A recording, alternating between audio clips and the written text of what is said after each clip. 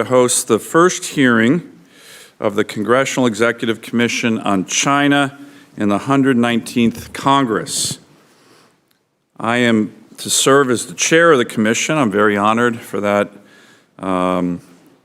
responsibility, alongside with my co-chair, Representative Chris Smith, who I understand is going to run a few minutes late today, so we're going to make sure he's here. But we wanted to get this going. I want to thank my Senate colleagues who are here. This commission has a really long history of bipartisan work, bicameral work on one of the most important relationships that we have in the United States, and that's with the Chinese government and the Chinese people. And it's an honor to serve with Congressman Smith, who's been such a champion on so many of these issues for decades. I look forward to engaging in close cooperation with Senator Merkley as well, who's also been a leading voice on so many of these issues and has led this commission with skill and passion over the past 4 years. So it's a good group, and I appreciate my colleagues who are here right now. Today's hearing comes at a pivotal moment. For 75 years, the People's Republic of China has vowed to bring Taiwan under its control. We have our own Taiwan Relations Act. We have the One China policy. However, in recent years, that pressure, not just, by the way, with regard to Taiwanese, but other people, including American citizens, has intensified and globalized, with Beijing not only targeting Taiwan across the strait, it is projecting intimidation across borders, institutions, using political transnational repression as tools of coercion among people across the globe. The title of this hearing rhymes with major legislation of mine, the Stand With Taiwan Act.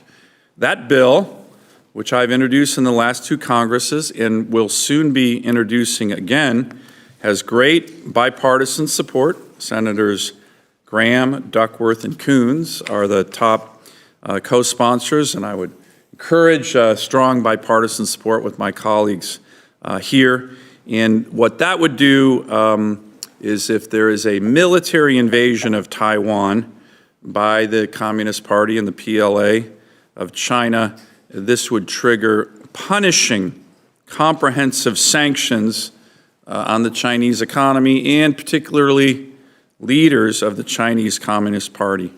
Punishing economic, trade, financial, energy. We all want deterrence in the Taiwan Strait, and I think the threat of these massive sanctions might be critical in terms of deterring a cross-strait invasion of Taiwan by the PLA. We also need to deal with the here and now of Chinese coercion abroad. And again, this hearing is going to focus on the coercion of Taiwanese citizens, but I want to make sure, and I certainly will be asking questions in my Q&A with the witnesses, of repression of others, people from Hong Kong, American citizens, which is really, really, really unacceptable when that happens by the Chinese Communist Party. You know, they're good at coercing their own citizens, but they're not going to, with this Congress, be allowed to coerce Americans or those who are our allies. These threats are multifaceted. AI-generated disinformation, the extraterritorial application of PRC laws, of course, diplomatic pressure on Taiwan's allies, the public intimidation of democratically elected leaders. By the way, that's something the Chinese Communist Party would never do. They'd never stand for election themselves. They fear their own people because they know they probably wouldn't get elected if they had to stand for elections. So that makes them nervous when there's people who actually stand for elections, like we do, and go before the people. The PRC is also attempting to rewrite international norms, distorting UN General Assembly Resolution 2758, and pressuring countries to embrace Beijing's view that all necessary measures it might use to achieve unification with regard to Taiwan. Most disturbingly, The PRC has labeled Taiwan's vice president, who I know well and is a good friend of mine, and other officials as obstinate Taiwan independence diehards, threatening them with life imprisonment or worse. It has declared any Taiwanese citizen, including those living abroad, can be punished under PRC law. In a closed-door meeting earlier this year, senior CCP officials Wang Huing reportedly called for a global expansion of these intimidation tactics. According to credible reporting, Wang instructed embassies and security services, hopefully they're not doing it here in America, but they probably are, to implement, quote, proactive intimidation against so-called radical Taiwanese independence advocates worldwide, including in the United States of America. These are not abstract threats. Last year, Czech intelligence uncovered a planned, quote, kinetic operation by the PRC to intimidate then Vice President-elect B. Kim on her visit there. Again, she's a friend of mine, a great person. The PRC has also harassed international media outlets for interviewing Taiwanese leaders. Individuals around the world who criticize Beijing's Taiwan policy have been doxxed and placed under surveillance. This is transnational repression. It is a coordinated strategy to isolate Taiwan and dominate the global narrative through fear and coercion, and again, not only against Taiwanese citizens, but other citizens, including our own citizens. Every day, the CCP grows bolder and more aggressive in its threats against Taiwan, the United States, and our allies in the Indo-Pacific. We need to call that out, have open hearings like this, and push back against this transnational repression. So I want to, again, thank our witnesses. I want to thank my colleagues who are here. I'll ask, again, we're going to be waiting on Congressman Smith, but we're going to begin this hearing. I'd ask Senator Merkley, who's been a longtime champion and leader of this commission, and again, I'm very honored to serve with him, and Senator Blunt Rochester, Senator Kim as well, if he would like to make any opening statements before we call our first witness and our first panel. Thank you very much, Mr. Chairman. Congratulations on your appointment, and welcome to the members of the committee. I'm very glad to see that the CECC has been reconstituted. It's holding its first hearing. I've served as chair, as co-chair, and as a returning member, and I look forward to working with you in the months ahead on these important issues of China's transgressions against basic dignity and human rights, and there are threats that extend around the globe. Last Congress, I introduced the bipartisan Transnational Repression Policy Act to address the very threat we're addressing in this hearing. And so I really appreciate that this topic is gaining more attention. I will introduce an updated version this year, and so this hearing is quite timely. The U.S. must take concrete steps to limit the ability of authoritarian states to carry out repression and hold perpetrators accountable, including as it relates to attacks against Taiwan and the Taiwanese diaspora. It's particularly important that we establish a clear government-wide definition of transnational repression, one that recognizes it as a threat to democratic institutions and to fundamental rights. I look forward to hearing from today's witnesses on the PRC's expanding use of this strategy and the broader efforts to suppress dissent abroad and how we best respond to it. Thank you. Great. Thank you, Senator Merkley. And before we call our first witness, I'd ask if my Senate colleagues want to make an opening statement at all on this, or okay, great. Well, thank you for being here. Our first panel, I am honored to welcome Ms. Fan Yun, a member of the Legislature of Taiwan. She will be Zooming in with us, I believe, for the Democratic Progressive Party, who joins us virtually from Taiwan. MP Fan was previously an associate professor at the Department of Sociology, National Taiwan University, and served as ambassador at large of Taiwan. She holds a PhD in sociology from Yale University. We'll forgive her for that. No, that's a joke. And has been a champion of democracy for decades, participating in various pro-democracy movements in Taiwan, including the 1990 Wild Lily Student Movement and the 2014 Sunflower Movement. She is also currently serves as an advisor for Democracy Without Borders and is a member of the Interparliamentarian Alliance on China. So without further ado, hopefully we have the connection here. Virtually, we'll have MP Fawn with her testimony. You are now recognized. Okay, Chair Senator Sullivan, Co-Chair Representative Smith, Senator Merkley, and CECC members, thank you for having me as a witness today. I would also like to thank the U.S. Congress and administration for your long-standing bipartisan support for Taiwan. Last fall, our national baseball team won the World Baseball Softball Confederation's Premier 12 Championship, but our players were not allowed to wear jerseys bearing our country's name, nor could they proclaim our country's name in public. After hitting a divisive 3-run home run, our team's captain pointed to the blank space on his jersey where Taiwan should be, celebrating the name that cannot be named. This is the reality we live with, constantly being silenced by the PRC. However, enduring such political warfare has also built up our capacity to resist.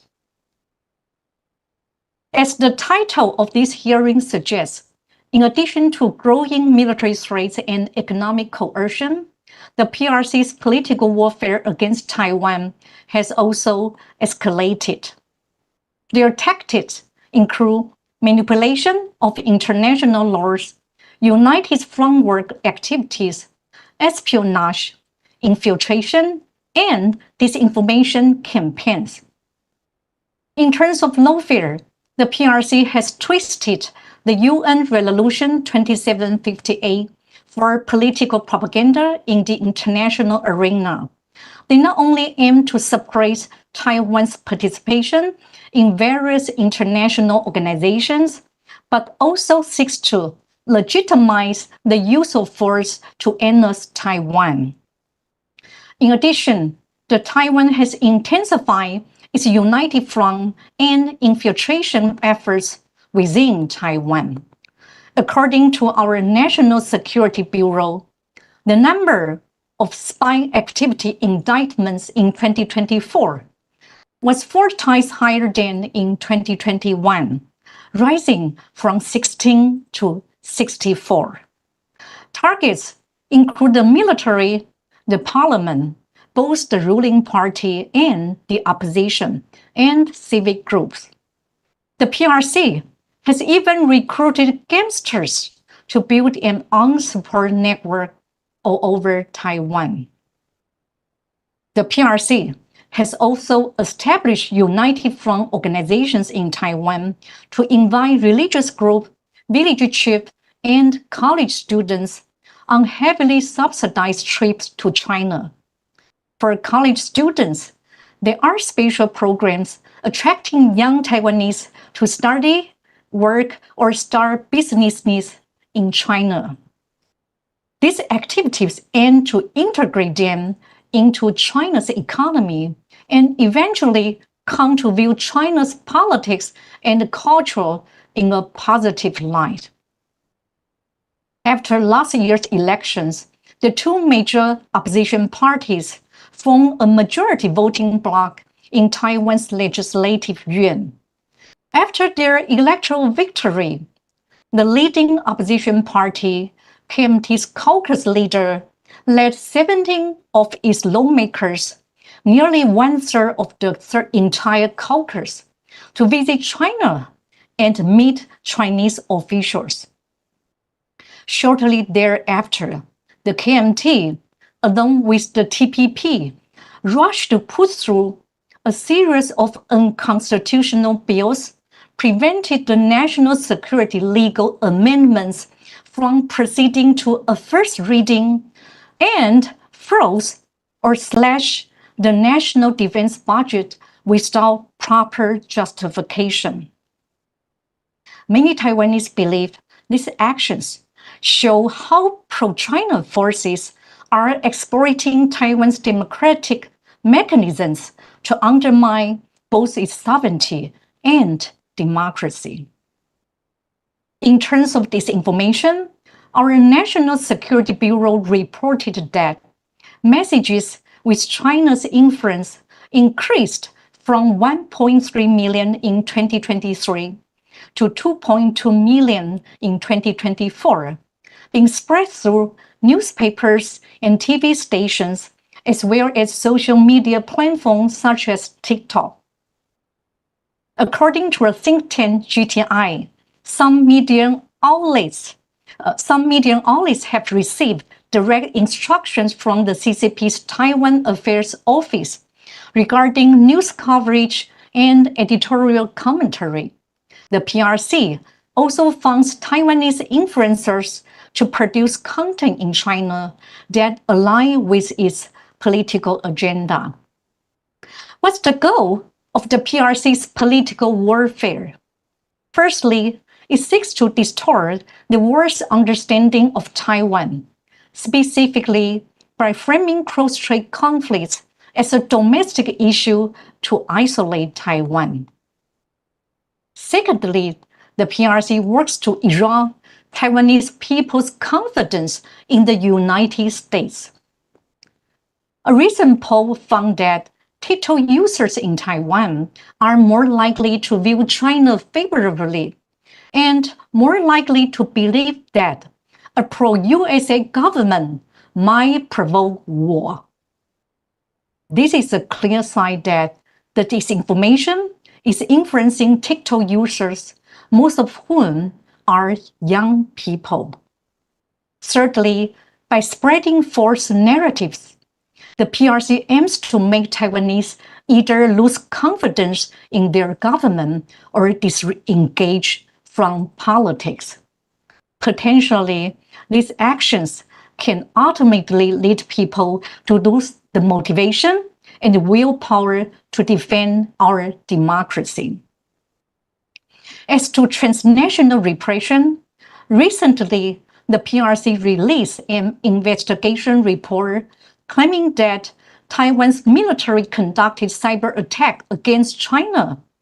They publicized the names of 20 Taiwanese military officers and threatened them with arrest warrants and judicial punishment.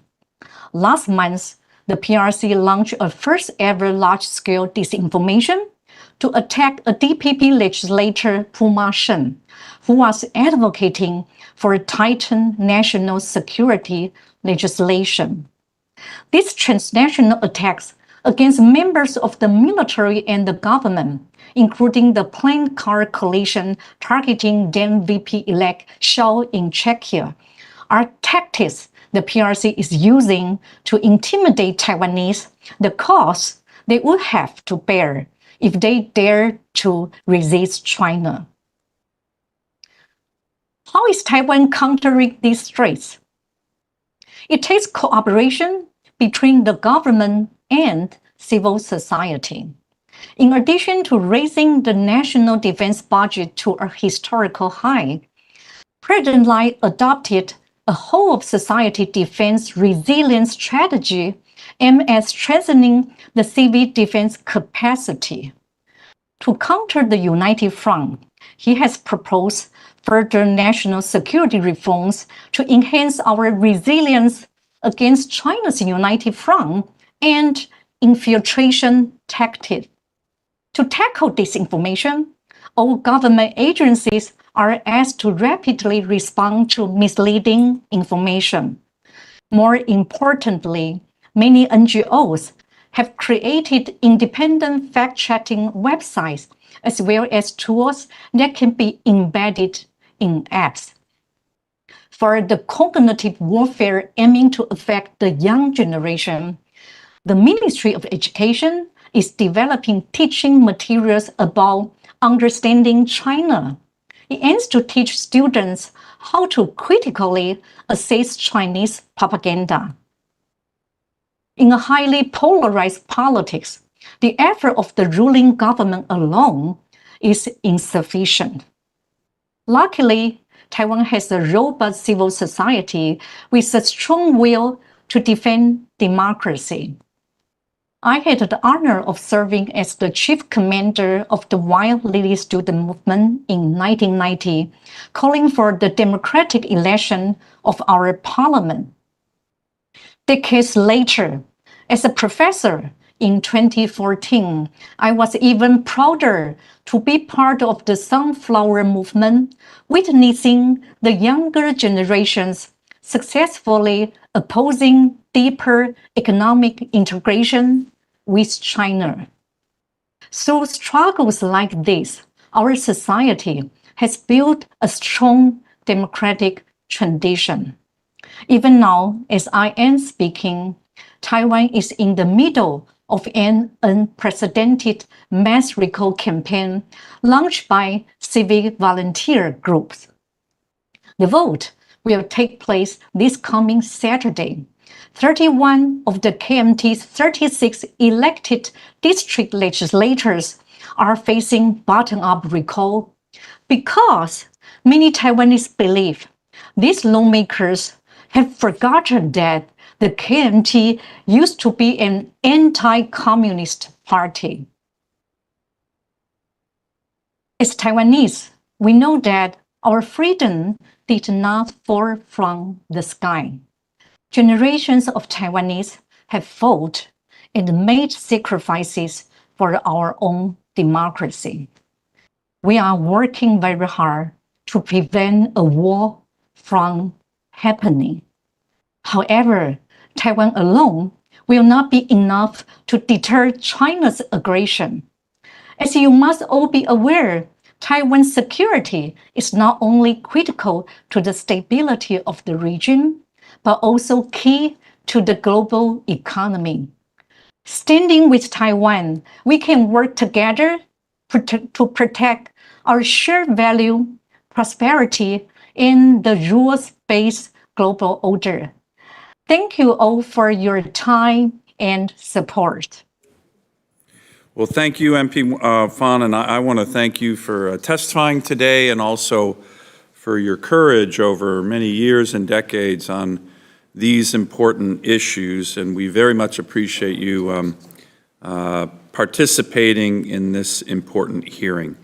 So now we are going to turn to our next panel, and we are joined by three distinguished panelists to discuss the intricacies of the PRC's multifaceted campaign against Taiwan and others. And I would like everybody to please take their position, and I'm going to introduce each of our witnesses today, starting with Rear Admiral Mike Studeman. I'd like to welcome retired Rear Admiral Mike Studeman, a former commander of the Office of Naval Intelligence. Throughout his career, Admiral Studeman has led intelligence operations at every level, from the tactical to the strategic, and supported combat operations, including Desert Storm, the Balkans, in Afghanistan. Admiral Studeman's joint assignments as a flag officer included Director of Intelligence for the nation's largest combatant command, Indo-PACOM, where I first got to meet and know Admiral Studeman when our military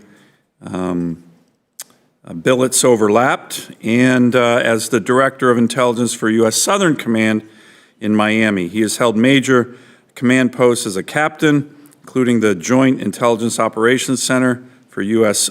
Cyber Command, and Admiral Studeman now currently serves as a National Security Fellow at MITRE and is on the Board of Advisors of the National Bureau of Asian Research. Admiral, thank you for your decades of service to our country. We appreciate you being here. Our next, and then I also want to introduce Mr. Peter Mattis, who's president of the Jamestown Foundation. Mr. Mattis previously served as a staff director on this very commission. So welcome home. Welcome back from 2019 to 2021, appointed by then Senator Marco Rubio, now our distinguished Secretary of State.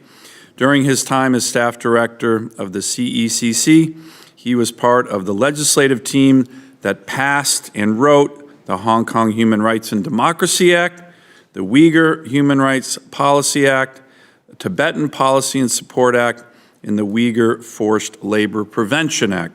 So thank you very much, Peter, on your great work here. And finally, I want to introduce our third witness, Dr. Audrye Wong. Dr. Wong is a Jeane Kirkpatrick Fellow at the American Enterprise Institute and Assistant Professor of Political Science and International Relations at the University of Southern California.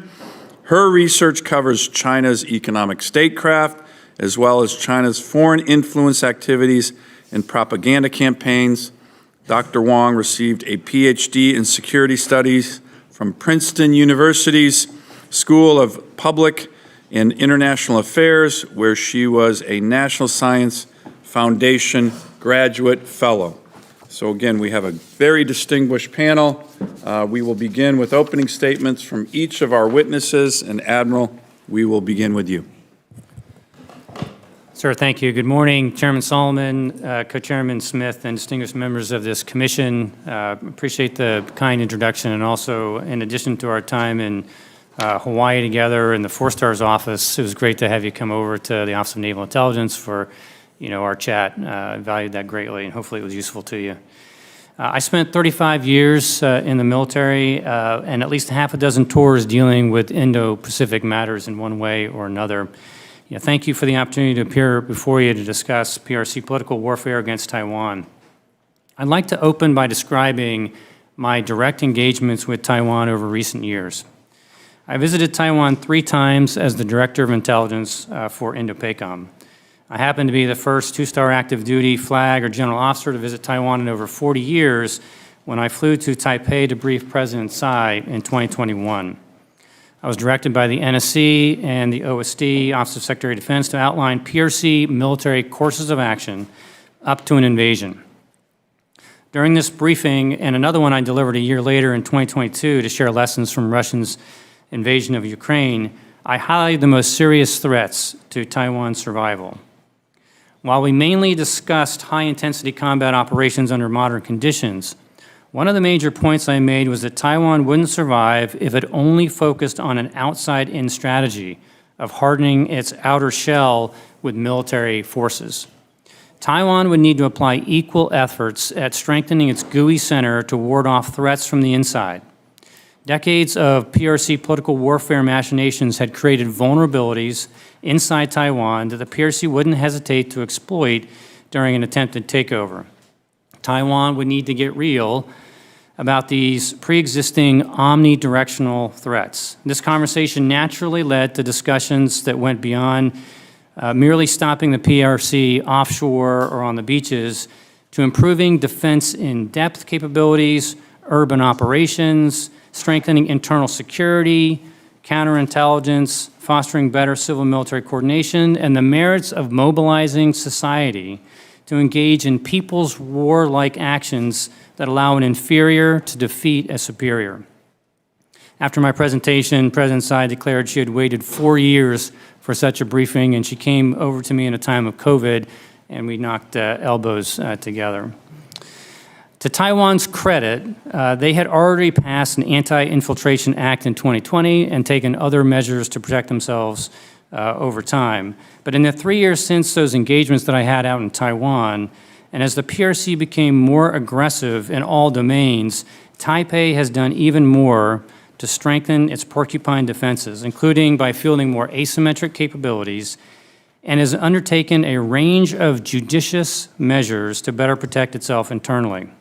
In my written testimony, I provided a specific list of actions Taiwan has taken or is in the process of taking to deal with persistent PRC attempts to co-opt, subvert, and manipulate Taiwan citizens. You should know that Beijing's political warfare efforts are relentless, pervasive, and all-encompassing.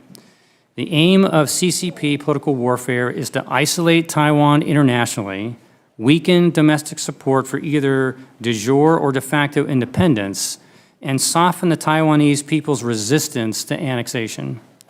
Beijing uses all instruments of national power to convince the Taiwan people that unification is inevitable and resistance is futile. It may be useful to think about Beijing's political warfare efforts as a highly orchestrated, interconnected, and multi-tiered set of activities that include white, gray, and black elements. White or overt means involve CCP diplomatic actions, official media propaganda, military operations, and trade relations that are all used as levers of influence. Gray or semi-overt means involve such actions as Chinese Coast Guard, maritime militia, and ghost fleet, encroachments in the maritime space, the use of foreign media to propagate and reinforce disinformation, funding and manipulation of political parties, discounted junkets for politicians, academics, journalists, and students to visit China, where they're then influenced by United Front Work Department reps, and co-option of social media influencers and celebrities, and so much more. Black or covert means involve agents in place for the purpose of espionage, influence, and/or sabotage, recruitment of former Taiwan military, police, and Coast Guard personnel, establishment of sleeper cells and weapons caches, offensive cyber operations, and activation of criminal groups such as the Triads in Taiwan for various purposes ranging from harassment to potential assassinations. I have offered a number of ideas about how the U.S. might assist Taiwan in dealing with these clear and present dangers. A few of them include helping to strategically reduce Taiwan's international isolation, further encouraging Taiwan to spend more of its GDP on defense while giving due regard to their political and industrial realities, developing deeper Taiwan and U.S. cooperation on cybersecurity, and helping Taiwan upgrade its classified clearance system and adopt more advanced insider threat technologies. Thank you for the chance to testify, and I look forward to your Q&A. Thank you, Admiral, and thanks again for your decades of service. You are truly one of the experts in the world, certainly in the United States, on these issues, and it's great to have you here. Turning to another expert, Mr. Mattis, the floor is yours. Well, thank you very much, Chairman Sullivan and Co-Chairman Smith and all of the other members of the Commission. You know, this is a little bit of an odd hearing for CECC, but I think it's important to recognize that all of the tools that are applied against Taiwan are also applied in other areas that CECC cares a great deal about. These are fungible political tools that can be levered for these things. You know, as awareness of the Central Committee's United Front Work Department has grown, you know, never mind that there's an entire policy system associated with it, I don't think the awareness has grown of the approach. It is a sort of a theory of politics or a practice of politics that the party pursues.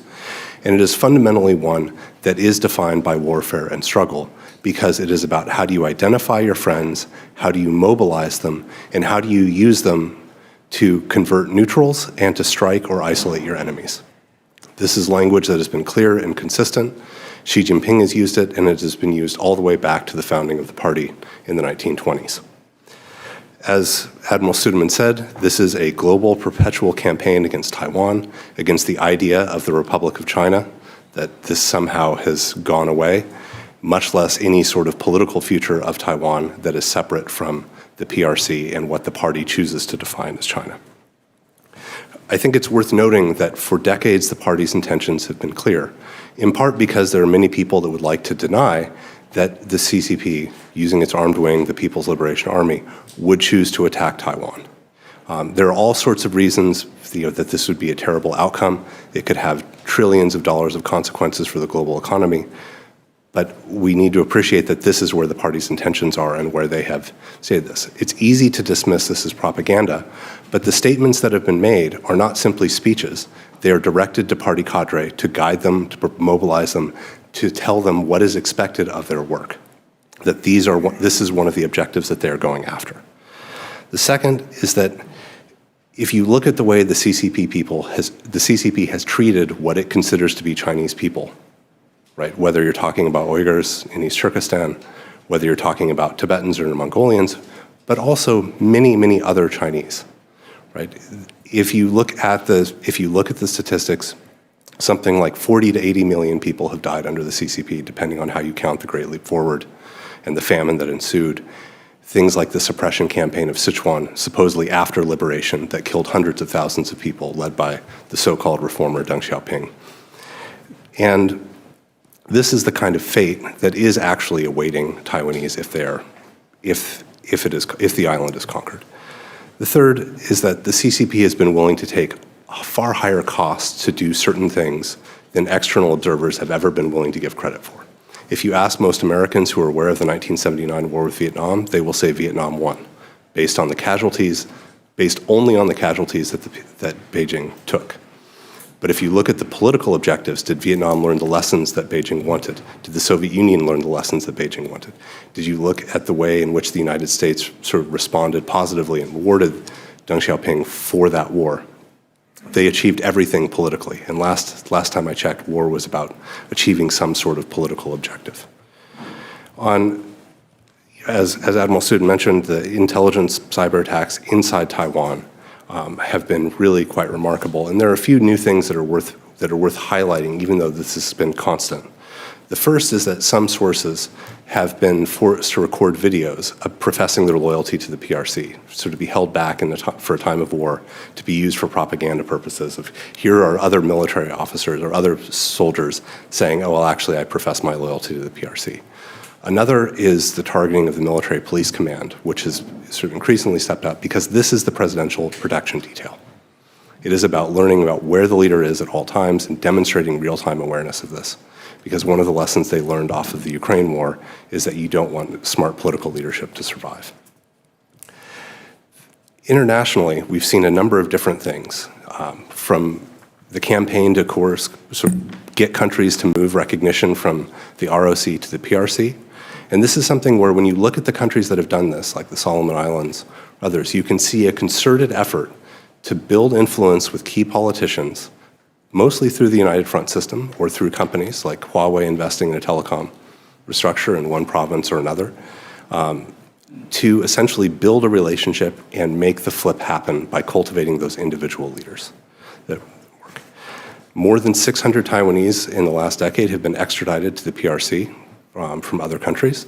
You know, if there's something more fundamental about sovereignty than your ability to take care of your citizens, it's hard to imagine what that would be.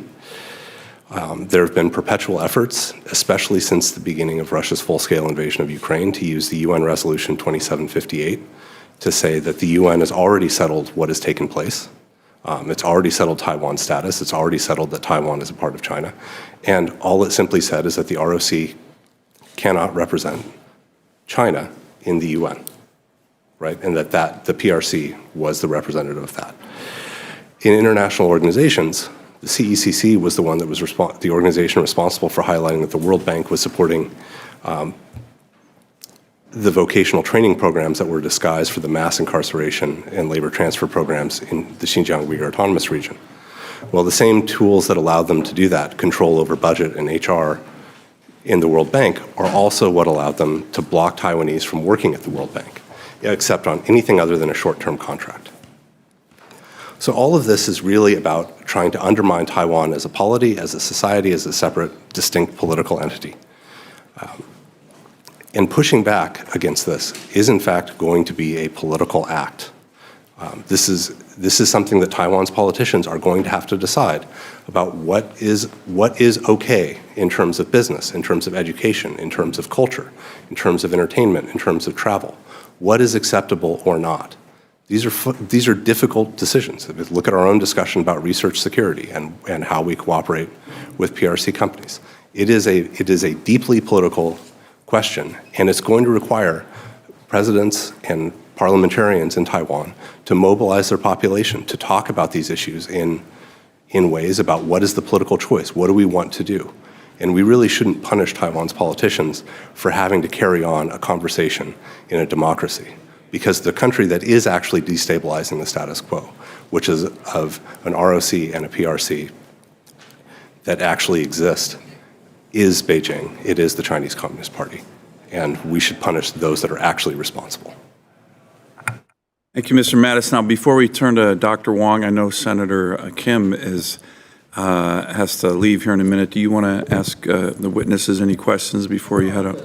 Okay, and then I'd like Chairman Smith to be able to say a few words, if you'd like to, sir, and welcome. And then we'll turn to Dr. Wong for her testimony, and then we'll open it up for all members for questions. So, Mr. Chairman, floor is yours. Thank you, Mr. Chairman, and thank you for your tremendous experience that you bring to bear as the new chairman of this commission. Nobody knows Taiwan like you do, and you have been a true leader when it comes to Taiwan, both when you wore the uniform and now. So I can't thank you enough. That enhances this commission in a very, very real way. I've been on the commission for decades. I've chaired it, co-chaired it, and so glad to work with you. It's a privilege, and so I want to thank you for that. I do have a full opening statement. I was late because I was giving a major address on human trafficking, and I had a lot of questions from people, so I couldn't get out of there in time, so I apologize for my lateness. So I won't go through my opening statement. Maybe at the end I will, but I thank our witnesses. This commission has made a difference over the years. Just ask Xi Jinping's Chinese Communist Party what they think of it. I'm barred, like so many other people, from going to China, in large part because of the work that we do here. I see Pastor Fu behind you, who's Bob Fu, just a tremendous leader on religious freedom, both especially on mainland China. So it's just, we need to do more. We need the human rights issues to be even more front and center than they are. I would note for the record, and I say that not as a partisan thing, but I always believe that we lost, and I actually wrote op-eds for it and joined Nancy Pelosi. We were joined on this one years ago when Bill Clinton delinked human rights from trade on May 26, 1994. That's when we lost China. They took the measure of us and said the only thing they care about in Washington, and Clinton, having been an outspoken linkage guy to human rights and trade, totally delinked it on a Friday afternoon when everybody was leaving here. I did a press conference. Speaker Pelosi did a press conference, and we all said, how could you? The people of China have been hurt. The people of Taiwan, I think, by extension, get further at risk because of the Chinese Communist Party being so emboldened, enabled, and then from a military point of view, the dual-use items that were conveyed to them beginning then have made them a superpower militarily. And that is unfortunately very, very tragic, and it was all, I say it again, all preventable. Others have enabled over the years, but that was the pivotal time when we lost China. And I'm not the only one who thought it. We had the votes to sustain linking MFN with trade. And what happened? We never got the vote because it was all taken away with that one fell swoop of an executive order that delinked human rights from trade. So we've been doing catch-up ball ever since, and I find for the victims of name the abuse, whether it be forced organ harvesting and all the other abuses that are committed daily by Xi Jinping, and of course the existential threat that he poses to Taiwan. And again, to have people who know it, live it, understand it, we need to do more. And again, we have a chairman who understands Taiwan like nobody else in the U.S. House or Senate. So we are very blessed to have that. Again, I'll put my full statement in the record, but I want to thank you, Mr. Chairman. Thank you, Mr. Chairman. Chairman. With you. You too. Thank you very much. And thanks for your leadership and passion. And we're going to get a lot done here. So, Dr. Wong, you're up, and welcome. Chairman Senator Sullivan and Congressman Smith, honorable members of the Commission, thank you for the invitation to testify today. In my remarks, I'd like to highlight a few main points. First, transnational repression against the Taiwanese diaspora and supporters of Taiwan is the tip of the spear of broader PRC political influence efforts in the United States and other free societies. Such activities are driven by, in large part, by the United Front Work Department, a CCP organ that seeks to co-opt allies and silence enemies domestically and abroad. And so in the context of Taiwan, that means suppressing supporters of Taiwanese democracy and independence and pushing the CCP sovereignty claims and narratives over Taiwan's status. So transnational repression and political influence activities consist of multi-pronged community and political mobilization to not only engage in direct surveillance and harassment of Taiwan supporters on U.S. soil, but also to rally portions of the overseas Chinese and Chinese American communities to engage in public and highly visible displays of support for Beijing's position on Taiwan. right? So it's, we have, official United Front organizations like the Council of Promotion of the Peaceful Reunification of China, which has multiple branches in the United States and globally with the explicit goal of asserting Beijing's sovereignty claims over Taiwan. But these influence activities also involve the co-optation and mobilization of a broader array of overseas Chinese hometown associations and other grassroots organizations. And so if you look at Chinese writings on the United Front, they explicitly call for these societal organizations and overseas Chinese community leaders and elites to play a role in promoting Beijing's interests, including over Taiwan. And so these groups are often rallied, often in tandem with the Chinese consulate for public demonstrations and protests. For example, around former Taiwanese President Tsai Ing-wen's transit through New York and Los Angeles in late March and early April 2023. Right, and so through open source research, examining online videos and photos of these events, right, I was able to identify close to 30 groups involved in on-the-ground demonstrations. And there was one protest leader that claimed that over 100 of these community associations were represented in these demonstrations, right? And so they're gathered outside Taiwan's hotel or outside in LA, outside the Reagan Presidential Library, where President Tsai met then Speaker McCarthy, right? Waving Chinese and American flags, shouting slogans such as Taiwan's a traitor, and holding banners proclaiming Taiwan as part of China. And these protests also illuminate another trend that we're seeing, which is that the Chinese government also seeks to co-opt Western voices and form tactical alignments with domestic interest groups, such as far-left anti-imperialist movements in the United States. So in these protests in New York and Los Angeles, we see a number of these anti-war, anti-imperialist groups like Code Pink, Answer, Coalition, Pivot to Peace, protesting alongside Chinese groups, overseas Chinese associations and United Front linked groups as well, right? And so in their messaging, they're framing U.S. support for Taiwan as part of U.S. imperialism and warmongering, and reframing China's position as one of preserving peace and the status quo. And so by extension, right, this implicitly recognizes Beijing's sovereignty claims over Taiwan, right? And so the Chinese government, may not be directly controlling these groups, but they see this as a way to further legitimize its narratives and reframe the Taiwan issue.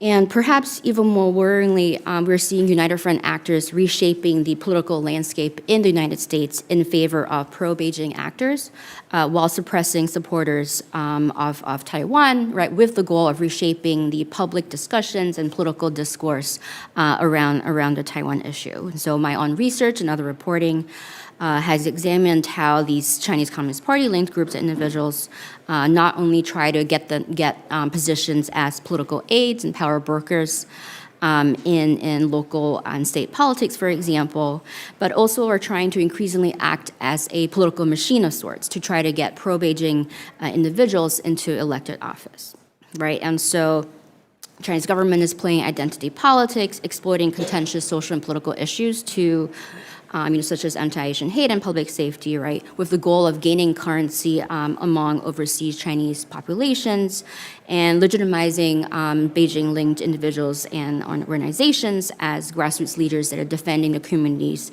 interests and rights. And so this mobilization, right, then in turn serves as a foundation for Beijing's political machine to field preferred candidates and rally votes to get them elected, right? And this has direct implications for the Taiwan issue as well as other issues that the Beijing government, Chinese government cares about.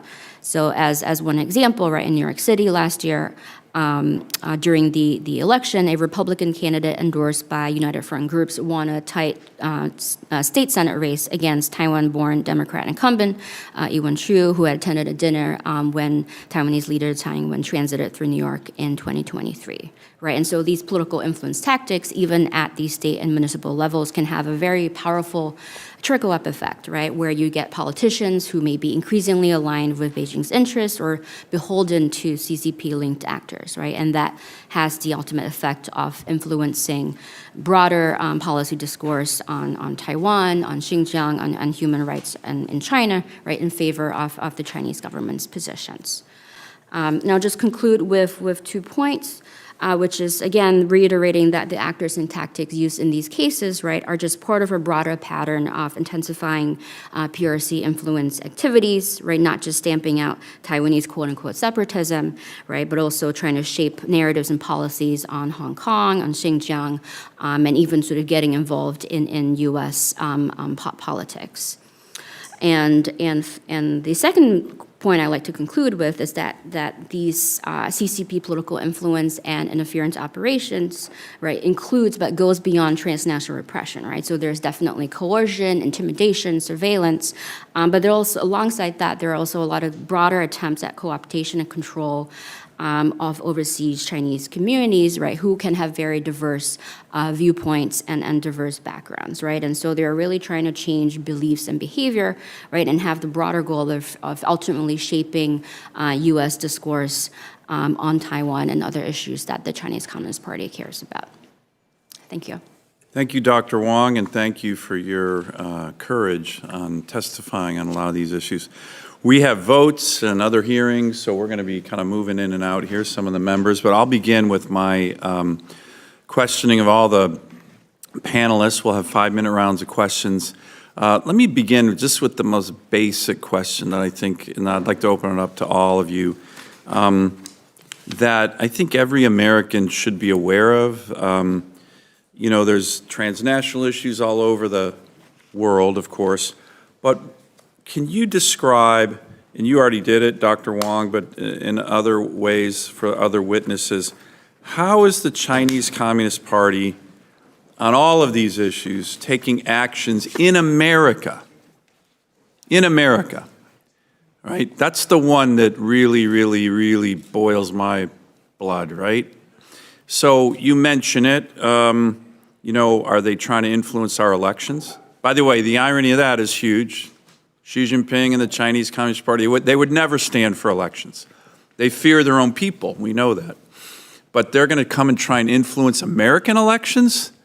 That is just unacceptable. And I don't care if you're a Democrat, Republican, Independent, no American would want the Chinese Communist Party trying to influence our elections when these authoritarians would never have the guts to stand up for their own elections.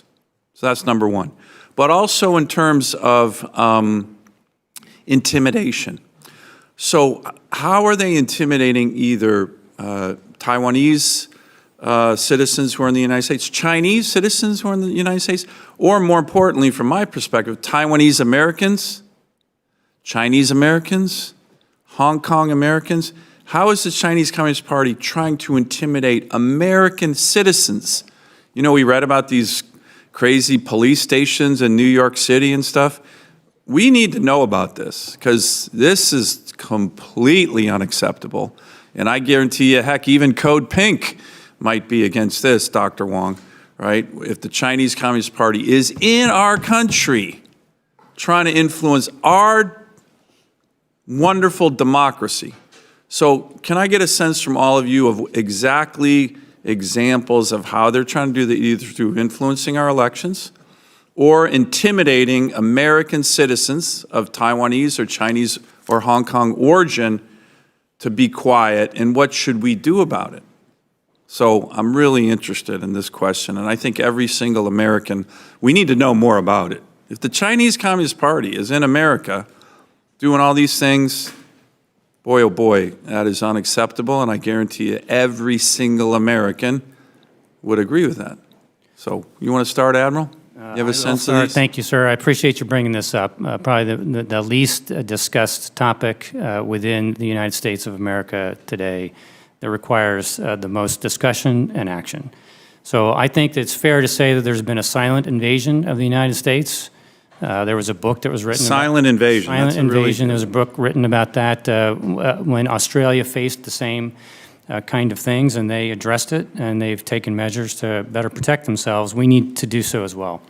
I have a list of things that maybe would provoke some thought here about examples of Chinese influence. First of all, Hollywood remains beholden to CCP censors, and they're actively painting a benevolent PRC. And so we don't have the entertainment industry that's available to describe these things to the American people in a way that they might, over time, come to understand, particularly if they distrust government. But government itself has failed, I think, to be able to So can you describe just all on the, sorry, I want to make sure you get through all your list, but just on that, Hollywood is beholden to Chinese communist censors. That's a pretty dramatic statement, right? Hollywood's very powerful in America, around the world. Do they go to the, masters in Beijing and say, please, Mr. Xi Jinping, is it okay to do a movie or not a movie? Like, how bad is that? So there is less dependency today on the Chinese market because many movies can't actually go there and profit the way they used to. But for many years, the movie makers would, in fact, if they wanted to sell their movie in China, they would allow their scripts to be reviewed by the CCP censors. And over time, they knew what the left and right limits were, and then they could self-censure, which is actually a metric of the success of political warfare when you self-censure because you know what you're supposed to say and not to say. Yeah, that's shameful. Right. Other issues, universities have been hooked on Chinese tuition dollars. Academic freedom has been threatened. There are examples of this. Scientific and laboratory cooperation continues to transfer the seeds of innovation to the Chinese. There's been recruitment of ethnic Chinese from inside the U.S. government and businesses, influence attempts at the local and state level designed to create dependencies that then the Chinese can leverage, including pressure on the federal system, multimedia influence operations with Chinese-owned or influenced media capabilities in our country and globally, purchases of property near U.S.-sensitive facilities and bases, which we're getting after, of course, thanks to Congress's help. We have operations inside U.S. critical infrastructure that CISA has talked about, but this is at the national all the way to the municipal level in the United States. Cyber espionage has been well covered, but that continues to be $200 to $600 billion. That's trillions of dollars of U.S. IP that has gone over to fuel China's modernization and their rise. Also buying stakes in U.S. companies to get tech secrets. All of these are part of sort of standard CCP exploitation malign actions. There's been discussion about many of these things. We've taken certain actions to strengthen our capabilities, but I think we have a long way to go. Great, thank you. Mr. Mattis? So I think you can find worldwide some examples of the CCP trying to influence elections. But real power is not caring what the election outcome is because you've cultivated the people around a candidate or a candidate themselves. And when you look at the targeting in Taiwan, in Australia, in the United States, it is the same. It is the same piece. You can see examples. What you see in Canada, what you see in the United States, is what you see in Taiwan, Australia, elsewhere.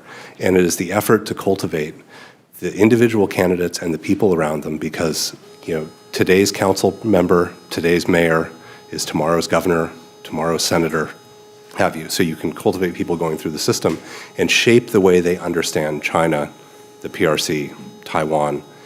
And if you think about how you interact with your constituents, right, you don't call every single constituent and try to get them to a place. You go to the Kiwanis Club, the Rotary Club. You go to schools. You go to places where people gather.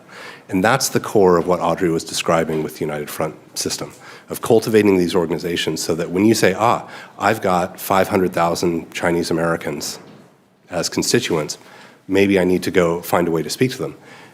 These groups are fundamentally stealing their voice as citizens and now representing the party with pretending that they're representing American citizens to you to say, here's what we want, even though that we is actually the party, not those supposed groups.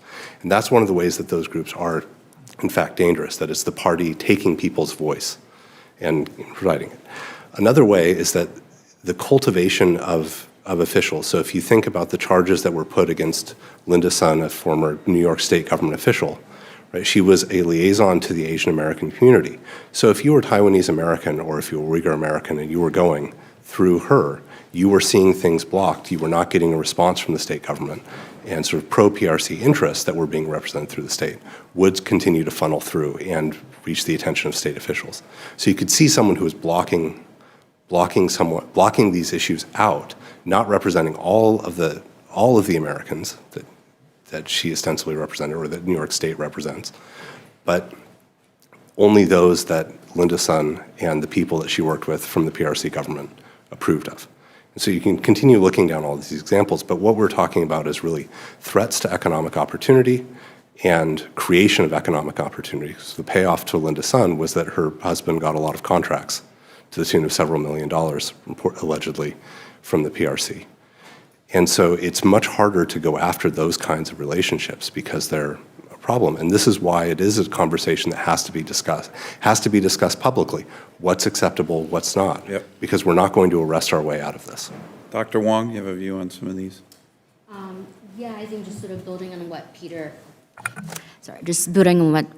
said and my previous comments, right? I think it's a very challenging issue because, it's not just sort of the CCP claiming to represent the voices of Chinese Americans or, anyone of ethnic Chinese descent, right? Because the CCP sees all ethnic Chinese as having some inherent or innate affinity or loyalty to China and the Chinese government, even though that is certainly not the case.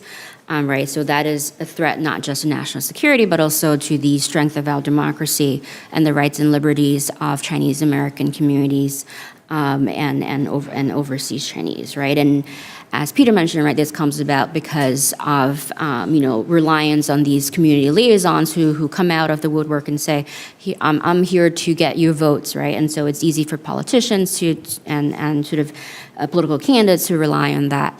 As a way, and I think that element of patronage politics, right, provides a way for foreign influence and interference to operate in U.S. elections. And the sort of the dominant way that the CCP tries to sort of influence U.S. elections, right, is through sort of positioning themselves as the sole representative and the only spinning the narrative, right? That the Chinese government is the only one looking out for Chinese Americans and ethnic Chinese communities, and so sort of using this identity-based mobilization and sort of getting involved in community organizing to position themselves as leaders of these communities and say, we are here to take care of you. The American political system is marginalizing your voice, right? And that is sort of a way that weaponizes sort of a lot of the social and political issues within the United States to drive a wedge between these overseas Chinese communities and broader American society. And so I think that's a really important trend to note. And I think sort of another example you asked about sort of intimidation of Taiwanese or Chinese Americans. I think if you think about sort of in academia and higher education, right, where sort of some of this United Front influence has permeated these campuses, where again you see sort of some zealous Chinese students or Chinese student organizations sort of taking up the mantle of CCP interests for a range of reasons, right? It could be sort of ideological support. It could be sort of practical sort of career incentives, a desire to sort of get a leg up, when they return home and then get the job, right? Sort of there are these incentives to sort of associate with the Chinese consulate, to get resources and to sort of engage in peer monitoring, surveillance of other Chinese students on campus to report on potential events, potential ways that supporters of Taiwan or opponent critics of the CCP regime, right, are sort of exercising their freedom of speech on campus. So I think that is sort of another complementary element of transnational repression. Great, thank you. I'm going to head to a vote, speaking of voting and democracy. And I will turn it over to Chairman Smith and for more questions, and I will be back after this vote.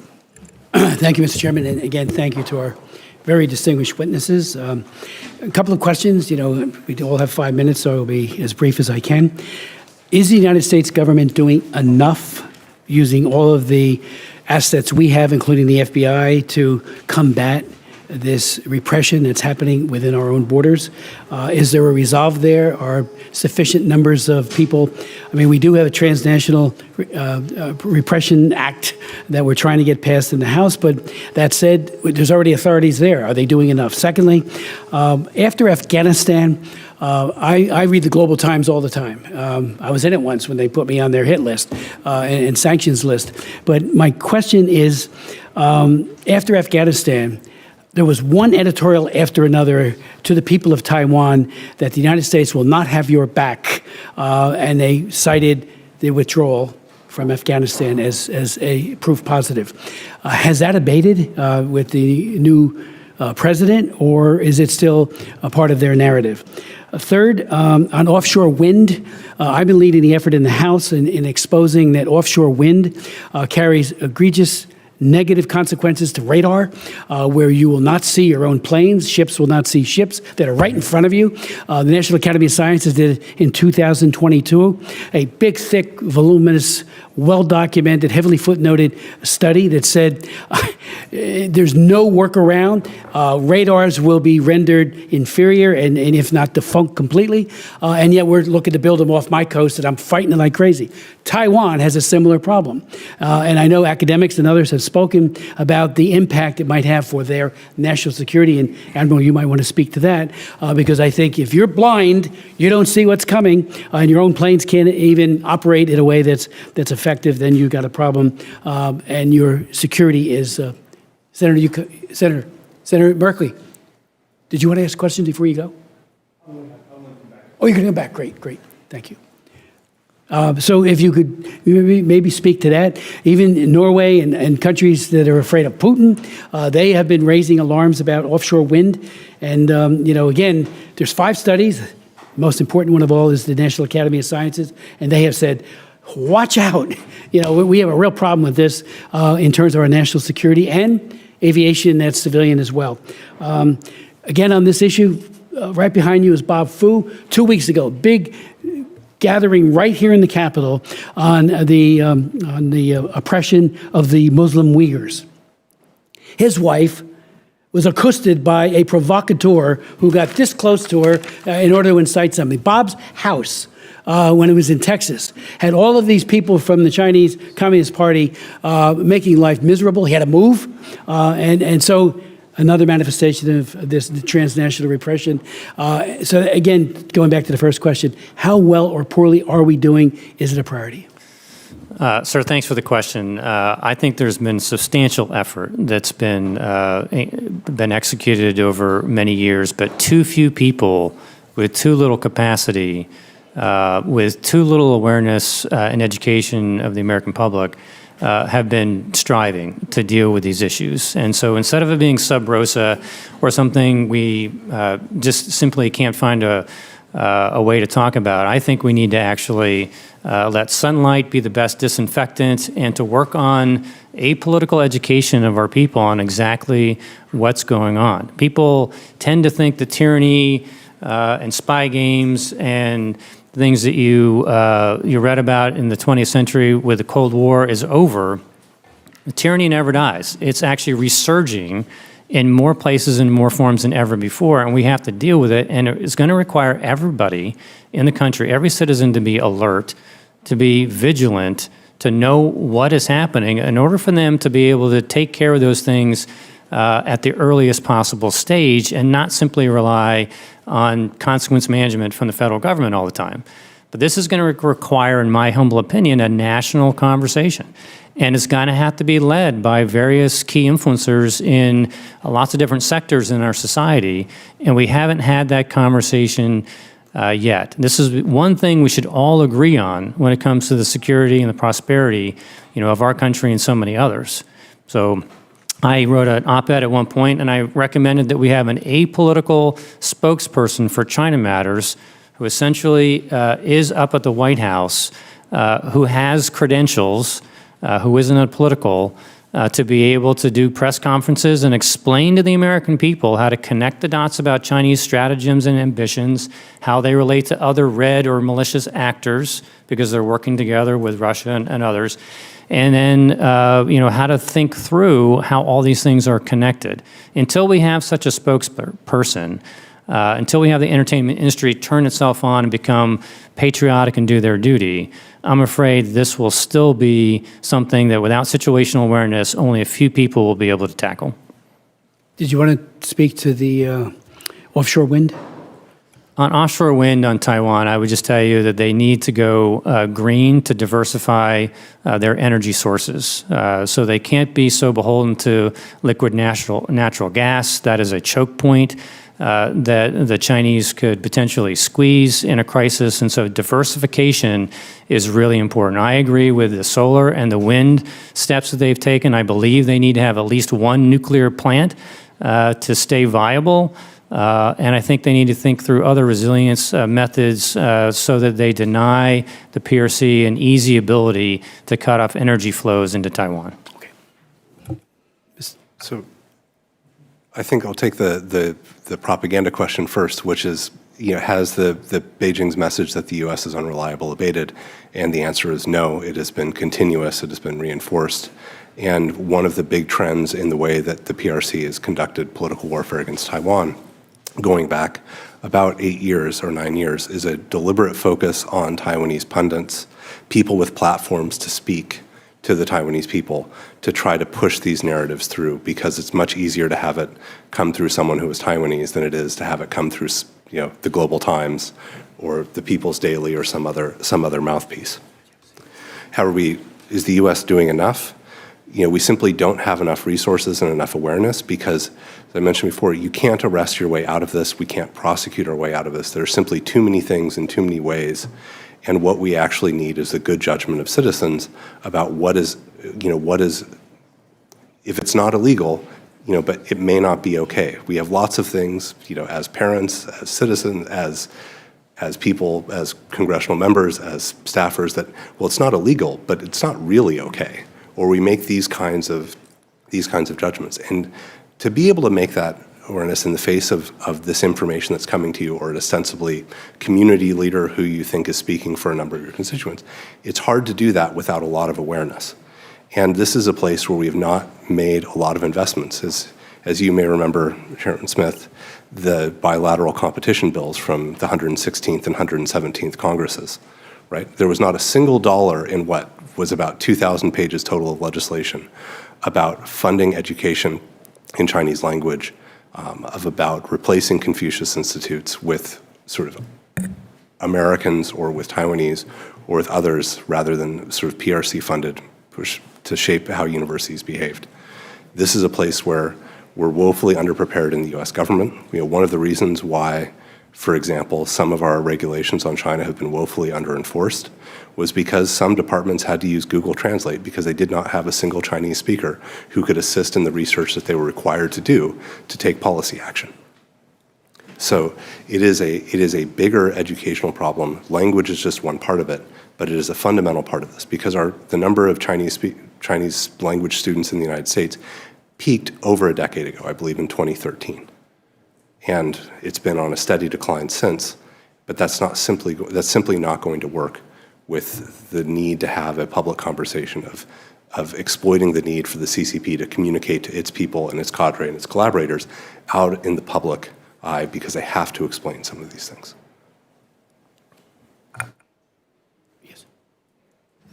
Sure, I would agree that we definitely need more rather than less government resources, right, to study and respond to these issues in a cross-agency and bipartisan manner, right? And so that includes sort of continuing to bolster the Foreign Influence Task Force at the FBI, or, continuing dedicating resources to study foreign influence, foreign disinformation, authoritarian propaganda, right? And so I think these are efforts that we sort of need to be pushing forward rather than scaling back. And I think it's important to do this not just at the federal level, but also at the subnational level. So at the local and state levels, increasing awareness among elected officials, among politicians, among local governments, right, about the ways that the CCP works, United Front works, how sort of tactics of foreign influence in transnational repression, so that they have the capacity and hopefully the resources, right, to understand how this works and then take the corresponding steps to tackle it. And again, transparency is really important. And the final point I want to make is that, I think that also reducing Chinese influence on the ground also requires empowering, encouraging alternative legitimate voices, right, in the form of grassroots organizations and legitimate Asian American community organizations, right? They're actually responsive to the diverse local interests and needs, so that CCP voices are not able to dominate the community organizing landscape or political landscape and claim to represent the Chinese American and Asian American communities. Thank you, Dr. Wong. Chair recognizes Commissioner Dale Strong. Thank you, Mr. Chairman. It's an honor to join you today in my first hearing as a member of the Congressional-Executive Commission on China. First and foremost, I want to express my sincere gratitude to Speaker Johnson for the trust and confidence placed in me through this appointment. I'm deeply humbled by the opportunity and look forward to working collaboratively with all members of the Commission to advance our shared goals of promoting human rights, democracy, and the rule of law. I'm proud to represent Huntsville in North Alabama, a hub for all things research and innovation throughout defense, cyber, logistics, aerospace, and sectors. This being said, I'm particularly excited for this committee's work surrounding these topics. Admiral, how do China's gray zone tactics like harassing ships near Taiwan connect with its larger political and information campaigns against Taiwan? What's the strategic goal of this coordinated effort? Thank you, Congressman. So multifaceted, so the way to think about things, I think, beginning from the strategic, is that China's not going to work with the current President Lai. He is the worst possible political leader that they could envision, with somebody that talks about Taiwan as a sovereign nation and is willing to speak about this often, with much of his history being firebrand about these issues. And so they believe that they should be penalizing not just the leadership to show that they are less effective or ineffective in being able to defend Taiwan, but also to punish the voters that put them in power. And so they are stress testing Taiwan. They are trying to exhaust the military as part of that punitive effort. They are surrounding it to show that it'll be cut off, that there'll be no chance of rescue. This is a psychological warfare attempt to show that that they won't have cavalry coming over the hill, or if it tries, it can't get there. At the same time, they are changing and conditioning Taiwan to seeing more forces more forward more often, which, if you're looking at it through military terms, reduces your indications and warning, and it buys more surprise that the PRC can then use in the future, should they plan a major military campaign. It's also a chance to rehearse, as Admiral Paparo in Indo-PACOM has said, to give them a practice in the actual wartime op areas here. So this is a strategic, operational, and tactically something that the Chinese are doing to advantage them, but also to try to show that Taiwan has no hope of defending itself, even if there are intervening forces. Admiral Studeman, in your opinion, are U.S. law makers aware of how deep China's non-military tactics like propaganda or legal maneuvering are woven into its long-term strategy and military plans for Taiwan? I believe those who study this problem in foreign policy and military circles know it well. I don't think enough people, though, are educated on this facet of how the PRC works. There's all spectrum, all the time, all domains. It's more insidious than we want to give it credit. And as my fellow panelists have described, this is ambiguous. This is truly sort of gray zone. And so people don't know how to deal with it if we don't talk about it and we don't equip them with the way of thinking about how to respond to it and do it in a judicious way.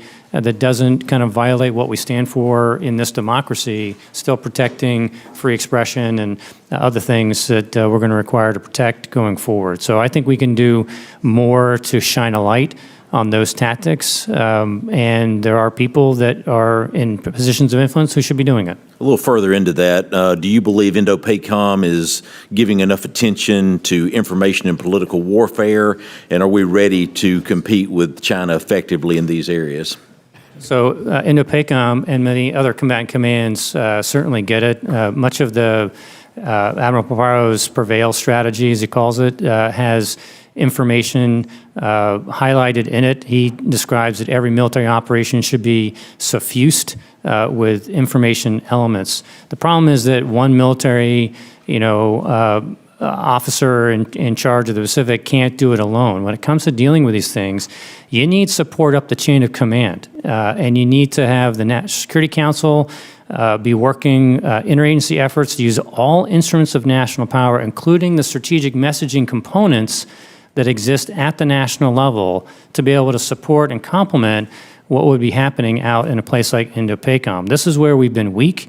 In fact, we're today gutting some of those diplomatic and informational capabilities that we're going to need to compete and contest in the very area that you talk about. Thank you.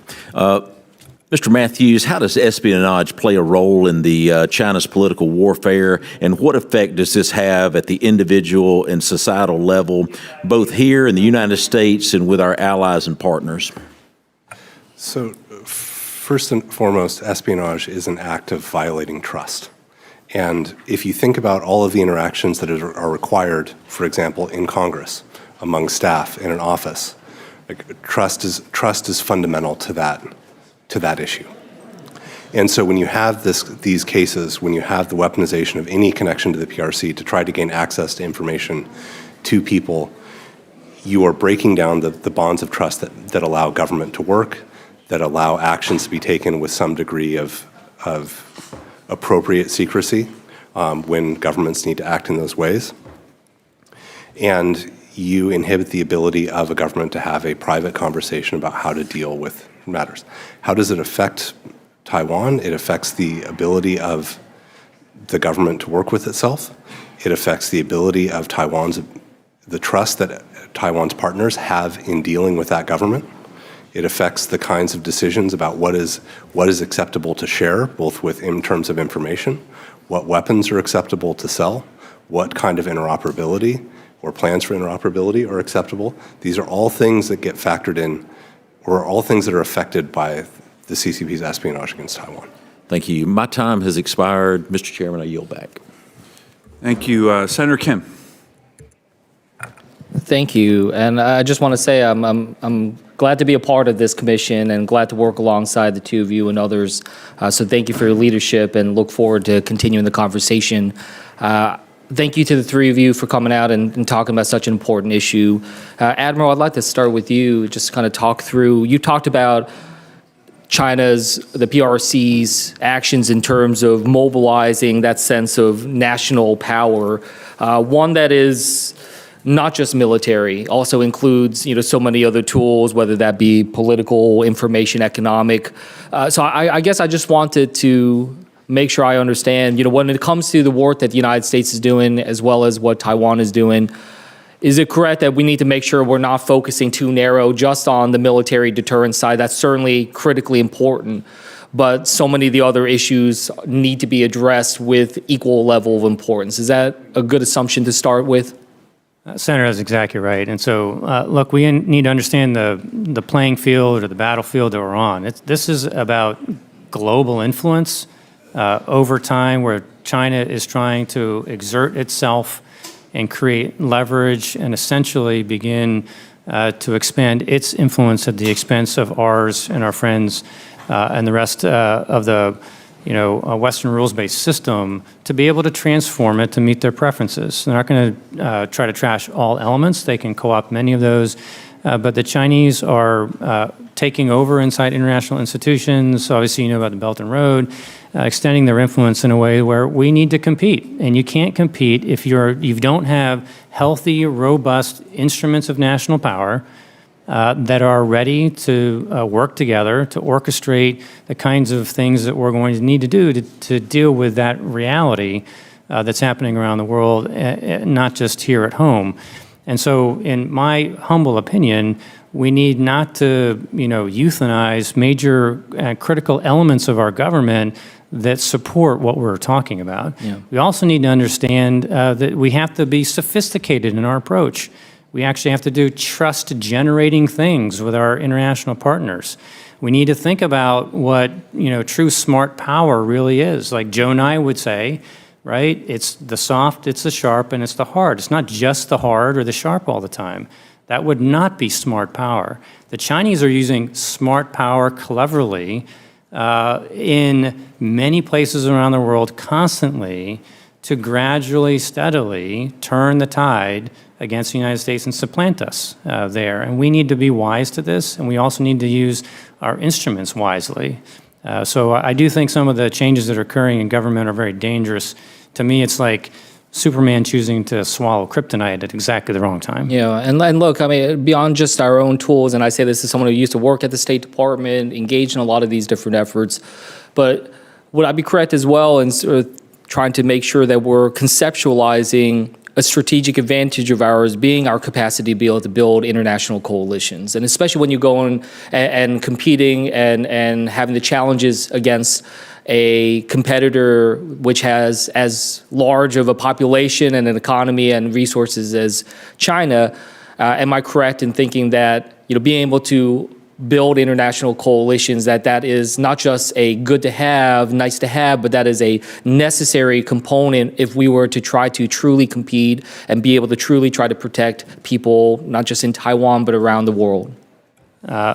I believe that our work with all countries around the world, allies, partners, all of it is going to be very important, that we have to be mindful of their respective interests. We need to do things that build trust, not reduce it. Credibility isn't divisible. Either you have it or you don't. And the same may be true, of trust. And so instead of breaching it, we need to do more to build it. We're going to have to earn it. We're going to have to earn the moral high ground here in the international system. And I worry about where brand America is heading, given the trends. Yeah, the word you use there, credibility, I think that's really important. I would also use the word reliability in terms of whether or not we are there for our allies and our partners and that they feel like they can trust us, because certainly that is something that is so critical. Mr. Mattis, I want to just turn to you. I mean, what we see so much in Taiwan, and we've heard it in the briefing as well as more broadly, is that often it's a testing ground for the United Front and for political warfare tactics. So I guess I just wanted to hear from you a little more. What are the most concerning developments in this space, and what tactics could Beijing use in other democracies? So I tend to disagree with people who call Taiwan a testing ground. Okay. I think of it as more the place where the CCP has the least restrictions and the least sort of ethical restraints on anything that it does, because its political objective of dissolving the ROC, of annexing Taiwan, mean that it has no view of restraint. It's not competing for influence in some country with the United States, or it's not about affecting this type of decision or one thing. It is actually about the destruction of Taiwan as a society, as a political entity. I think I respect your thought there. I was just trying to clarify. I think for me, some of what I'm seeing taking place in Taiwan, I feel like I saw some initial precursors to that in Hong Kong, for instance, and how the PRC repressed voices in that front, and you're seeing it now mobilized and in fact expanded in Taiwan. And I'm just trying to think through, how is that continuing to grow, and what is it that we can do to try to be concerned about that and address some of the things that are fundamental to this are sort of a widespread effort to go after people who have any sort of platform and influence in a broader population, because a Taiwanese voice is much better than a Chinese voice in explaining, what to try to put pressure on or to affect the cognition psychology of Taiwanese. The second is the very focused effort on going after local level politicians, local level associations, local businesses, because The political structure in Taiwan is far less centralized. The Kuomintang used to be a Leninist party, and it had that kind of structure. And that central part has fallen away. And the DPP has, grew up out of pro-democracy activists, and so it has a decentralized way of doing things. And therefore, the ability to focus on local levels in Taiwan and to really try to sort of cultivate the next generation of politicians and push them into office and provide the financial resources through business opportunities is particularly disconcerting, because it's intense, it's difficult to spot, and it starts, if you want to start shaping it, you're having to say, this kind of interaction with the PRC is okay, this kind is not.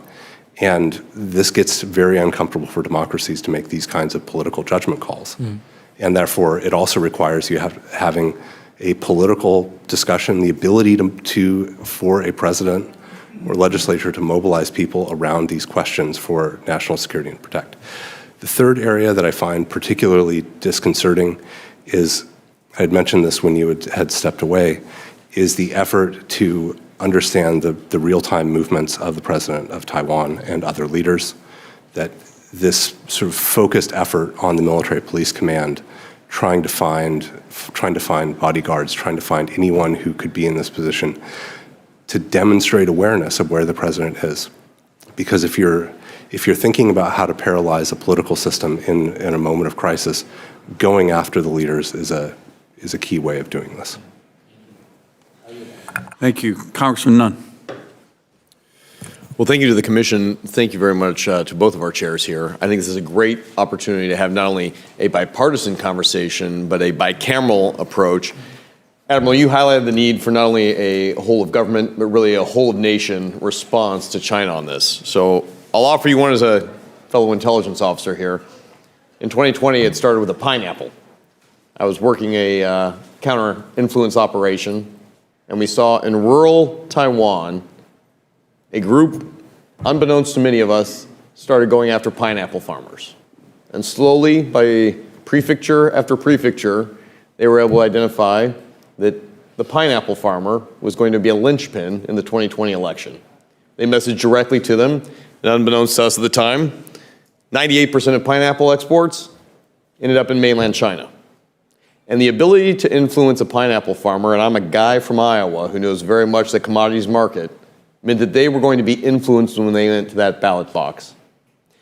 Down ballot, the Chinese ability to micro-target individuals within the voting population within central Taiwan certainly had an outcome in both what the DPP and the KMT, the mainland China party, saw in their local elections. This was strategic, it was effective, and without a shot fired, they were able to change the course of an election, arguably through legal means. This is what George Kennan has identified as political warfare. I'll be very specific here. The employment of all the means at a nation's command short of war to achieve its national objective. I want to turn to you, Admiral. You worked in national intelligence in a number of ways, including your time in the Indo-PACOM theater here. When we look at China, do you believe China has the ability to effectively deploy, even through its Mandarin-based language learning models, the ability to launch influence operations against actors in Taiwan today? It's not a question of, could they? They are doing it all the time. I would agree. Do you believe they could go the next step and cross that Great Pacific and start doing influence operations in the United States today?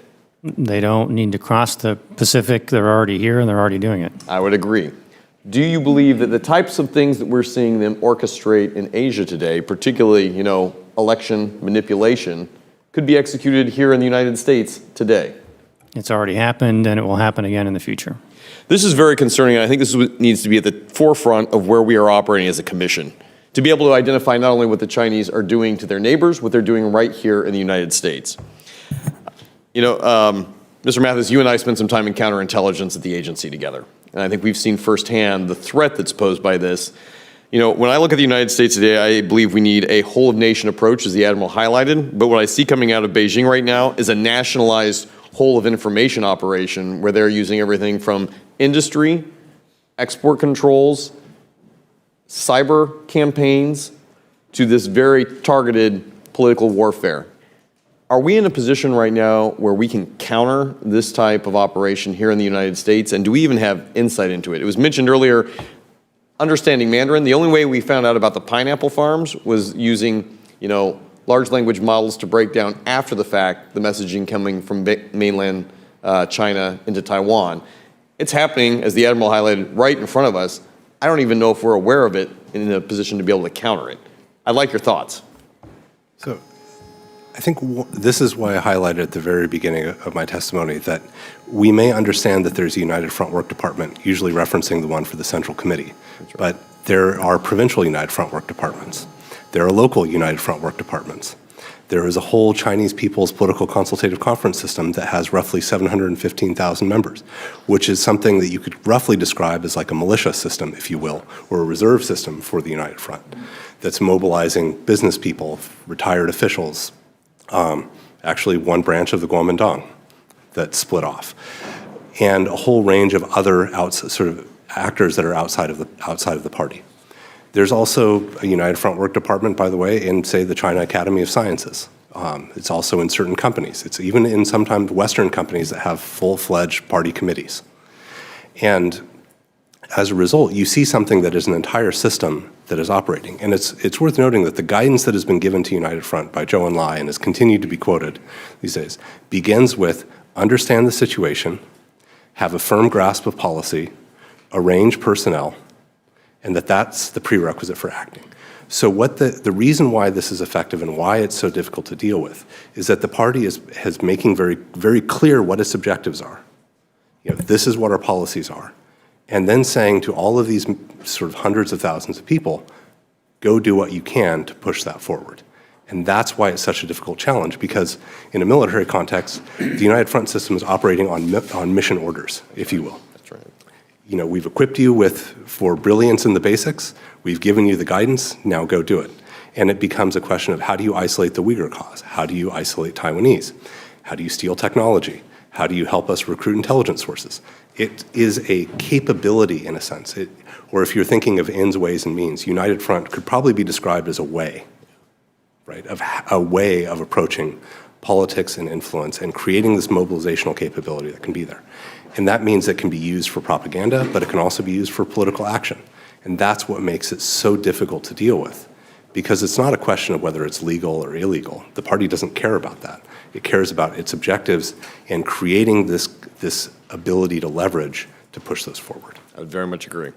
Ms. Wong, on the time that I have remaining, I want you to know we're leading a bipartisan CODEL to Taiwan later this year. The intent here is not only to stand with our allies, but also to do some fact-finding, some discovery. I think both those in the United States, but also, I would say, in Taiwan, who've been on the front line of this for quite some time, are coming up with some really innovative ways that they're responding to this type of Chinese pressure campaign, political warfare to be very specific. Do you have any, early indications that we're able to find some kind of defense, some kind of countermeasure here to be able to put into this space, not only to help the United States, but as was noted, to be able to stand with our allies in pushing back against the false narratives coming out of Beijing, intending to both manipulate, conscript, and coerce allies in the region into falling into Beijing's sphere further? I absolutely agree that it's important for the U.S. to stand by Taiwan and to coordinate, capacities and resources to be able to combat authoritarian influence efforts. I think the United States probably has some learning could do from Taiwan, who has been dealing with these issues for a long time. And I think it's important for the United States also to sort of continue its global commitment to combating foreign disinformation, to sort of make sure that alternative messaging through from the United States and its allies and partners gets out there, and that it's not, and it doesn't leave a gap or a void for the CCP and its narratives to take root, especially in places where, there's relatively little knowledge of Taiwan and the complexities of these issues. Thank you. I'd just like to close by saying, Admiral, you've seen this firsthand. I could not agree with you more. I'd like to be able to see, in an ideal world, a bipartisan voice at the White House. I don't know that's always the case, but certainly a National Security Council that can help orchestrate not only all of our instruments of government power, but also all of our instruments of national power. And if my 18-year-old daughter can be an influencer and do quite well in her ability to encourage young people in a certain way. We, as the United States, should be a force for good in the world and shine light on bad actors while also having the opportunity to project what's great about democracies like Taiwan, like the United States. Thank you very much for your service. Thank you, Mr. Chair. I yield my time. Congressman Nunn, we'll work with you on my, before you head over to Taiwan, on my Stand with Taiwan Act. It's got a very strong bipartisan group of senators over here, and it's, I think, part of what you're talking about right now. We want to make sure it's got a strong bipartisan support in the House, too. Great. Senator Merkley. Thank you very much, Mr. Chairman, and thank you all for your testimony. And I'm going to start, Admiral Studeman, with your phrase regarding the silent invasion of the United States. Freedom House has documented over 1,200 incidents of repression by China since 2014. And we've had previous testimony of transnational repression here in the United States, ranging from somebody walking up to a Chinese member of the diaspora and saying, we know who you are, we know where you live, to direct threats of their family members back in China. Do we have a sense, if in tracking the increase over the last decade of where we were a decade ago in terms of the number of incidents, the presence of China engaging in these types of acts of intimidation, affecting freedom of assembly, affecting freedom of speech here in the United States? How does 2015 compare to 2025, if you will? Sir, I don't have the statistics on that. I'm sure somebody does. Maybe my fellow panelists have some data, but one can essentially say that there is pressure to continue to do more around the world, not just here, as part of the sort of the political direction from Beijing to deal with any anti-China voices that exist anywhere. I think if you go back historically, I think I recall in 1984 there was an assassination of a Taiwan person, and so done by, I think, some criminal gang that was working as a proxy for the PRC. And so, look, the idea of pressure in all forms up to killing, including rendering in a variety of different ways, all that stuff has happened on our soil. And we need to understand that that's sort of the brutal fact of our existence, that we're going to have to confront these dangers and figure out a way to protect those who are here that might face those kind of approaches by CCP and their proxies. Thank you, and Mr. Mattis, thank you for your work on this commission and your engagement in this. It has been my impression that we are probably only seeing the tip of the iceberg, that most people who are affected through acts of transnational repression here in the United States don't report it. There's not a comfortable way to do so. One of the things that I've advocated for is for us to create a better pathway and better information on how folks can report such incidents so we can better track over time what China is doing. And if we aren't understanding what they're doing, it's hard for us to craft ways to deter it or respond to it. What's your sense of that last decade in terms of increase in Chinese activity here in the United States? My sense is not necessarily about the number of incidents, because that's almost impossible to track. It is let's say, what they are willing to do on U.S. territory or in foreign countries that has steadily ramped up. So it might have been, let's call it a semi-polite notice of, we know who you are type thing, ramping up to physical altercations.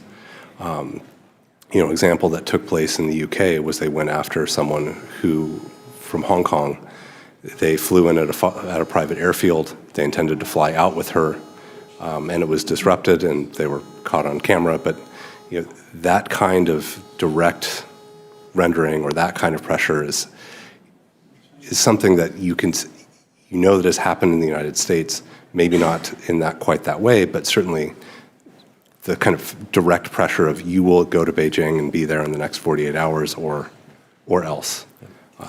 So those kinds of things have gone from, in a sense, relatively to minor if you were in a criminal sense, you might call it a misdemeanor, up to things that are now, actual felonies. Thank you. Ms. Wong, one thing that caught my attention in your testimony, in a paragraph where you're talking about TNR, transnational repression activities, consist of multi-pronged community and political mobilization. You mention the broader and public discourse on Taiwan through the positioning of pro-Beijing individuals as political aides.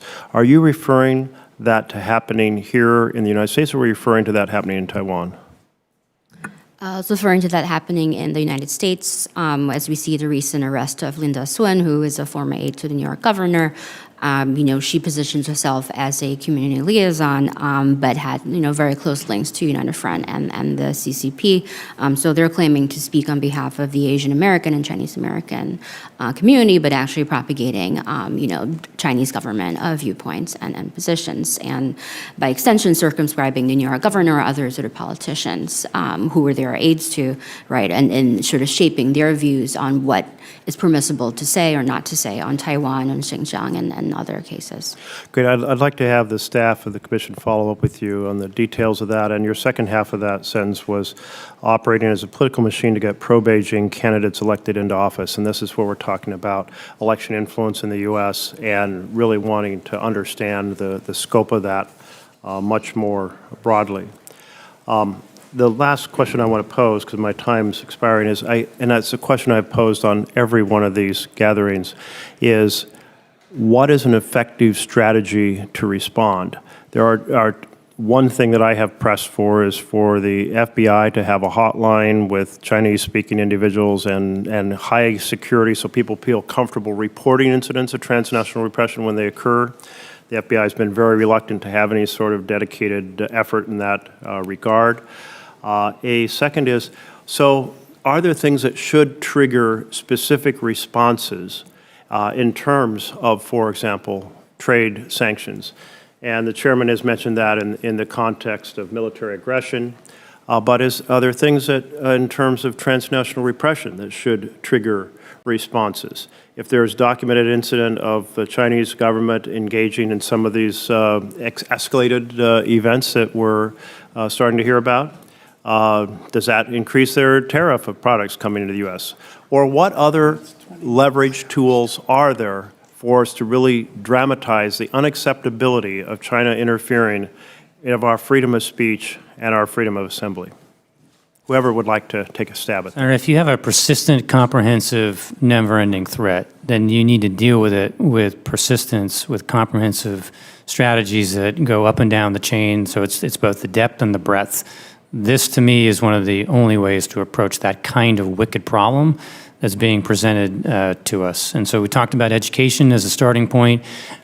To me, this is something that has to be part of a continuing conversation with the country. But I do think that there are a variety, a family of things that we're going to have to do in concert with one another, because I don't think you're going to find a silver bullet, on this, but worth debating and worth figuring out, what actually is more effective. And I think we should listen to Taiwan, which has a lot of experience in these matters and some of the techniques that they've been using, as well as others that have faced this kind of action from China. So instead of sort of figuring it out on our own, we should do a listening campaign. And I believe we ought to have, the kind of dialogue that allows us to speak internationally about Chinese political warfare in a more regularized way with representatives from a variety of different governments. To me, that gets to both exposure of what they're doing.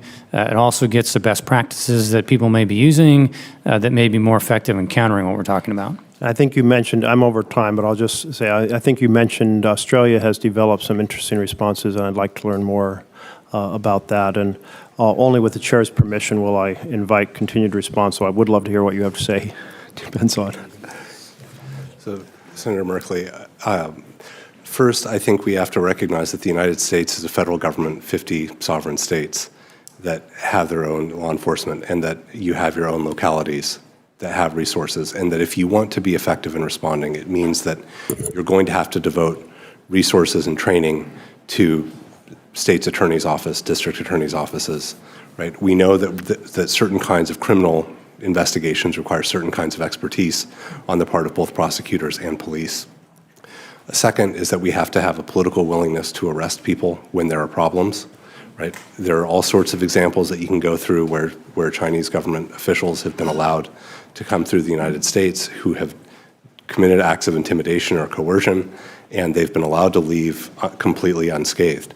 Now, at the very least, we have to be careful with this because we're not going to hostage take the way that the PRC does. But I think demonstrating that we are going to follow our own rule of law and we're not going to allow these kinds of exceptions to continue is a starting point for leverage and pressure on the PRC.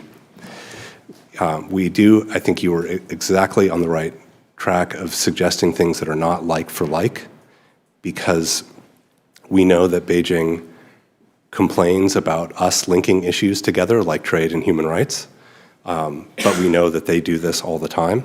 And if we're simply responding symmetrically, we're making it too easy for us to be predictable. We're putting us into a position where we would be saying, well, actually, we're just going to take hostages, when in fact there are other things that we should be doing.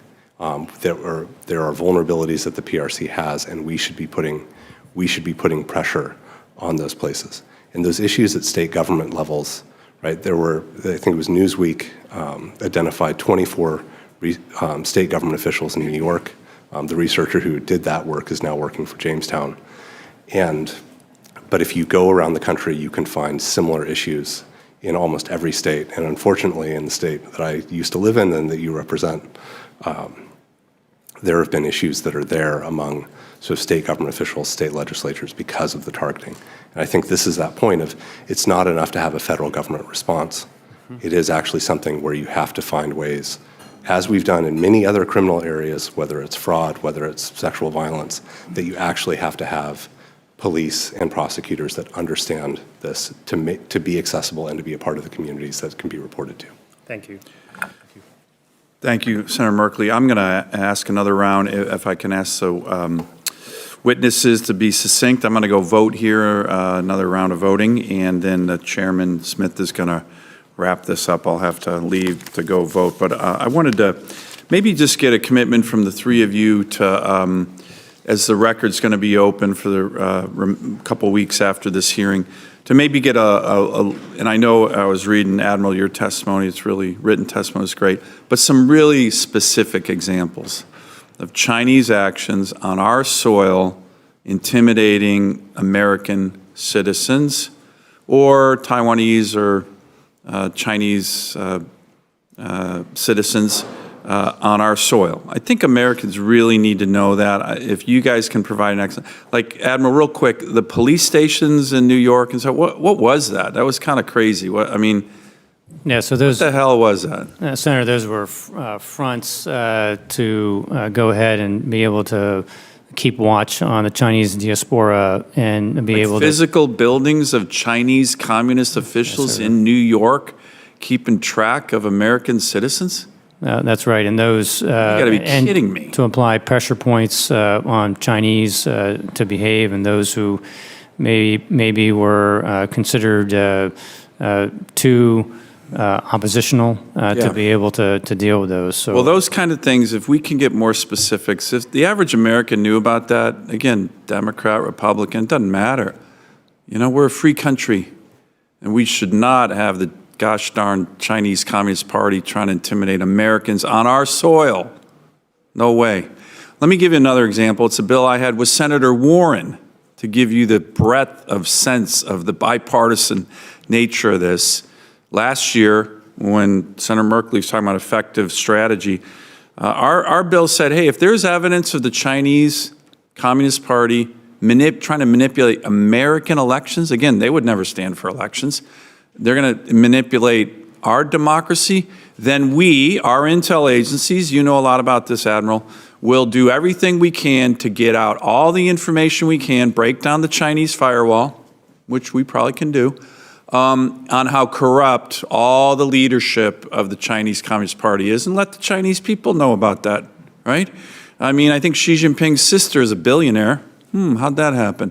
So let the Chinese, you want to mess with our democracy? Here you go. What do you think about that? Like, we need to go on offense here, right? I mean, these guys are coming after our democracy. If we got the goods on them, we can let people in China know just how corrupt their leaders are. What do you think about something like that? That was a bill that Senator Warren and I had, very bipartisan.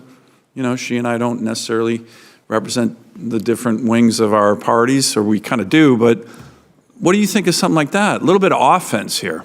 Sir, Why are we the punching bag? Senator, I agree with your sentiments and all this and the passion, and I wish more people felt it and were able to be empowered to get after it.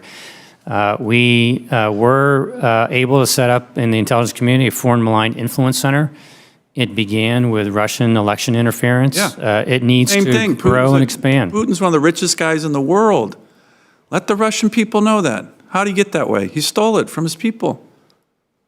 You think that would be helpful, though? I think that center that is witting to all levels of classification and knows what we should know about what's happening should compile it. They should synthesize, they should analyze it, and they should be reporting on it. And on top of that, not just within classified circles, I believe we need to be better at selective disclosure get it out. of classified cases that you're talking about, and while still protecting sources and methods, which we can do. We need to get this stuff exposed. Yeah. So that By the way, this aware. wouldn't be, we made this code, this wouldn't be disinformation. We're just getting out the truth, right? If, you know, all these Chinese Communist Party leaders are all multimillionaires and billionaires, where'd they get that? They stole it from their people. Putin, he's one of the richest guys in the world. How did he get that? He stole it from his people. That's not a lie. That's not misinformation. That's just getting the facts out. I think we need to do a much better job of going on offense here, particularly when we're being attacked. Let me ask one final question. And Admiral, I'm going to ask you because you know a lot about the history. It's just astounding to me how well treated, it's kind of the Hollywood issue. Like, I try to read a lot about Chinese history. And one thing that comes back to me all the time is how Mao Zedong was somebody who, he literally was responsible for policies that killed, I don't know, you make the estimate, 50, 60, 70 million people, his own citizens, killed him. And had some of the most bizarre policies that the Great Leap Forward, the Cultural Revolution, these were just unmitigated disasters. And yet you have Xi Jinping modeling everything he does on Mao Zedong. That would be like a German chancellor kind of modeling everything they do on Hitler. So how come, why do you think that never comes out? Why do you think our media, our history kind of little kid glove with Mao Zedong's legacy, right? I mean, he killed more Chinese than any other foreign power probably ever. And yet he still lauded his portraits up in in the middle of Beijing. What do you think we can do with that, if anything? I agree that we need to highlight Chinese history and to be able to describe exactly what the long arc of the CCP has really been for the Chinese people and those mistakes that could be made again given that system, but now on a global scale. Let me ask one other, point that you'll know a lot about. We always talk about Taiwan in terms of China's territorial aggression, but you may have seen this New York Times article, very good, recently had a very deep dive intel report from the Russian KGB or whatever they call themselves now. And it was a whole document how the Russian intel services are worried that China's going to turn to and start trying to get back land that Russia took from them in the 19th century. You know, China used to have territorial domination of the Korean Peninsula. Do you think that as the Chinese Communist Party gets stronger, that they're going to view their territorial ambitions, not just with regard to Taiwan, which we know is obvious, but with regard to Russia, where they share a huge border, with regard to Vietnam, with regard to Korea, with regard to the whole 9-dash line in the South China Sea? Who's safe in Asia if the Communist Party of China looks at its history saying, hey, we owned that once, We own this area once. We own part of Korea once. We own part of Russia once. Like, where is their limiting principle? Because the Russians clearly, you know, I know we have Xi Jinping and Putin always hanging out together, but the Russian intel services are thinking, hey, we need to start protecting Russian territory because China's coming for us next. You think that helps us to get that word out, that they're so aggressive, they're going to be marching on all their neighbors, not just Taiwan here soon? I think that China's been expanding its strategic spaces. It considers these are buffers or areas of influence that they've long held, you know, rights to be able to influence, just like we might have a Monroe Doctrine here in the United States. At the same time, if you take a look 360 degrees along every border area of China, if you go to Ladakh or Sikkim or Bhutan or Nepal or Arunachal Pradesh, it's not just the South China Sea, it's not just increased pressure in Southeast Asia or Taiwan, East China Sea. This is a full 360-degree issue. Where they're pushing. Where they are pushing where they can, very opportunistic here and trying to do so slowly in a creeping fashion. But this is the nature of the CCP. Expand and control to protect ultimately their regime and themselves. Great. Thank you very much. And I appreciate, again, the witnesses. Great job, Mr. Chairman. This is great work that we're all going to be doing in a bipartisan, bicameral way. And again, if the witnesses, if you have time, if you can get us that request I made about some specifics on American soil against Americans, boy, oh boy, I think American people really would want to know about that and some of the actions we need to take.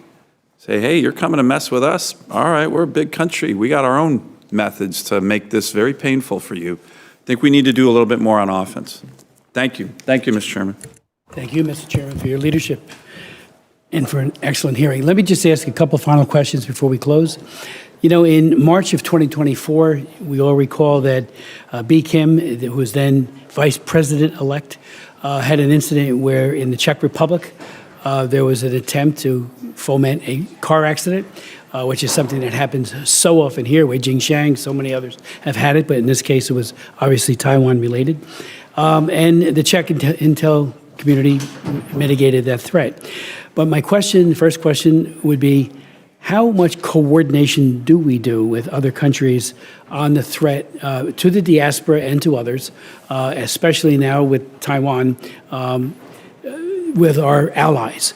I remember when Liu Xiaobo got the Nobel Peace Prize, I led the effort in Congress to give 3 people in China, Chen Guangcheng, Gao Zhejiang, and Liu Xiaobo, to award them the Peace Prize. We had multiple signers. Liu Xiaobo got it, the first Chinese person ever to get it. They wouldn't allow him to go, as we all know. They kept him in prison. They wouldn't allow his wife to go. He eventually died from cancer when they wouldn't even give him assistance in terms of medical aid.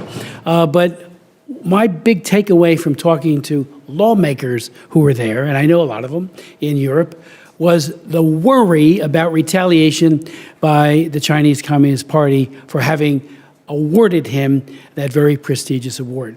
I was kind of shocked. It's like, you know, we should be lauding him and saying, here's the model for China. He wanted slow reform. He was part of the Charter 08 effort, as we all remember. Just a tremendous man. And yet there was almost like an apologetic view being taken. Well, you know, we got to contain this, otherwise we have an economic downside. And I heard it from a lot of my colleagues, because I have chaired the OSCE Parliamentary Assembly for decades. I'm now the special rep for trafficking. But I heard it, so I had friends there, and they told me that. You know, I won't name names, it was off the record, but it was like a consistent concern. In other words, Chinese Communist Party is doing a good job in intimidating even governments instead of all standing firm against them. So how well do we coordinate with them? Is there a country or countries that you would put at the top, the UK, for example, or others, that are doing a good job in standing with Taiwan? I know we are, but I don't think we do enough either, no matter who's in the White House, but we need to do more. Secondly, what role, in your views, does higher education play on human rights and democracy in Taiwan here in this country? I had a series of hearings on Confucius Centers. I had the chancellor of NYU come and testify at one of my hearings and took him to task. Very nice guy, very civil. I even invited myself, and he accommodated that, to go to the Beijing campus of NYU to give a human rights speech, and I did it, and he was very good to allow that to happen. But I said, when they buy your entire campus, and they kind of pick who comes and gets the imprimatur of a prestigious organization like NYU, how does that affect your teaching? Can anyone talk about the Dalai Lama here? Can anybody talk about human rights abuse? Can anybody talk about Taiwan? So my question is, how well or poorly are our universities doing? And Confucius Centers, in my opinion, were one of the worst things, soft power, Chinese Communist Party, and I so many hearings on it. Couldn't believe it. And there were hearings over here on the Senate side as well, which were great. And it was all to say, stop it. They're watching the diaspora. They're delivering a message that is pre-cooked in Beijing as to what they should say. And they're also keeping a sharp eye on the diaspora students, or the students that are visiting here. So I just, how well are they doing? And on the international side, are we coordinating with these other nations, State Department? The former chairman here was Marco Rubio. Nobody knows China like he does. So I'm sure he's got a lot on his plate lately, but it would be a great thing for us to better coordinate, if we're not already, with our allies. Peter. So, the U.S. government can speak for itself in many respects. So what I would highlight are a couple of useful features about this. The first is the legislative discussions, the interparliamentary conversations, right? And it got a sort of a kick up with the Interparliamentary Alliance on China, founded in June 2020, right? And that's brought together dozens of countries, dozens of legislatures and an expert network associated with it to bring information and briefings, right, to now, I think it's roughly 40 countries, give or take. Right, and so that's one way in which you have democracy sharing. The summit for IPAC last year was hosted in Taiwan, in Taipei. I believe one of the staff directors was there at that event. And I would point out that as you yourself chaired a hearing on this with CECC in December 2017, one of the very, very first to draw attention to these issues, right? So this parliamentary piece of it is key, and it is really the democratic countries around the world, and it's not just European, it's not just North America, but you have them in Asia, and Africa, Latin America, where you find people trying to step up and share. The second is that in the NGO network that was there of researchers, of analysts, this, I can tell you from my own experience that 12, 13 years ago, there were about 5 of us worldwide. That's not what it looks like today, right? There are dozens. How do we know about the overseas police stations in New York, in Texas, some of the other places where these centers were? Because of a European NGO that chose to research and dig into this, right? And we're all friends, we all talk, and it's gone from, just a handful to, a workshop to you can't fit them all, even in, say, the Canon, Speaker Pelosi hearing room. And if you're going to pick out some specific countries that have really been above and beyond what's there, I think one of the first ones is Czech Republic. It's simply because they have an intellectual tradition of understanding communism, and they haven't forgotten, and they have an intuitive grasp of what this is, of what these problems are, and they've sort of naturally built connections with Taiwan that said, this is important, we understand this. I think Lithuania in the Baltics is another one that has recognized the value that's there. Some of the other NATO countries on the eastern flank have found it useful, for example, to talk with the Taiwanese about runway repair, because there's an issue there. But I don't think you have a really strong tier of a lot of countries that have really pushed really hard. And it goes kind of in line with different governments. Australia has played a critical role in terms of both its government and its civil society in bringing awareness and sharing these issues. But again, I think governments have been a little more inconsistent. But you've seen this body of researchers, this body of journalists that are now prepared to report on and discuss this in a way that just wasn't possible, even when you held that first hearing in 2017. Just a quick response to your question about the role of higher education. I think in terms of university responses, right, you can separate it between the response of the administration versus responses of sort of faculty. And, you know, I know my colleagues in the China field who are aware of these issues of transnational repression and sort of the complexities and the implications of freedom of speech. I think individually faculty have, you know, attempted to address these issues and create a safe space for Chinese students on campus and to sort of ensure that there is still academic freedom around Taiwan and Xinjiang and other issues. I think in many university administrations in the United States and elsewhere, right, there is sort of a lot of financial concern due to reliance on Chinese students for revenue or sort of getting donations and sort of research institutes funded by donors with links to the CCP. And I think that has sort of impaired a more systematic knowledge sharing, coordination, and to sort of address these issues of academic freedom, freedom of speech, and transnational repression on campuses. So I think there definitely needs to be more done at the administration level to address these issues. Sir, I agree with my fellow panelists. I think they covered both of those topics well. Okay. And again, I think we need to do more to, just like we try to hold our corporate America to account, and this commission has done yeoman's work on that, to continue the work with our academics. I'll never forget in my first term here, 1982, a man broke a story who was going for his doctorate at Stanford, and he broke the news about the one-child per couple policy and the heavy reliance on forced abortion to achieve it. And a couple years later, I offered amendments on the floor that passed to defund those organizations that were enabling that. He lost his Stanford credentials. And matter of fact, the Wall Street Journal did a piece called "Stanford Morality," and got behind this researcher who broke that story. 60 Minutes did a piece on it. Nova did a piece on it, and Stanford didn't see clear. They said, "Oh, you're going to hurt our access." So we need to continue, I think, that positive pressure on our higher education, and that was 40 plus years ago, and unfortunately, I think it continues to this day. But I thank you very much, all of you, for your testimonies, for your leadership, and I do ask unanimous consent that the record be kept open for 7 business days to allow members to submit additional written questions for the witnesses and for the witnesses to revise and extend their remarks. No objections, so ordered.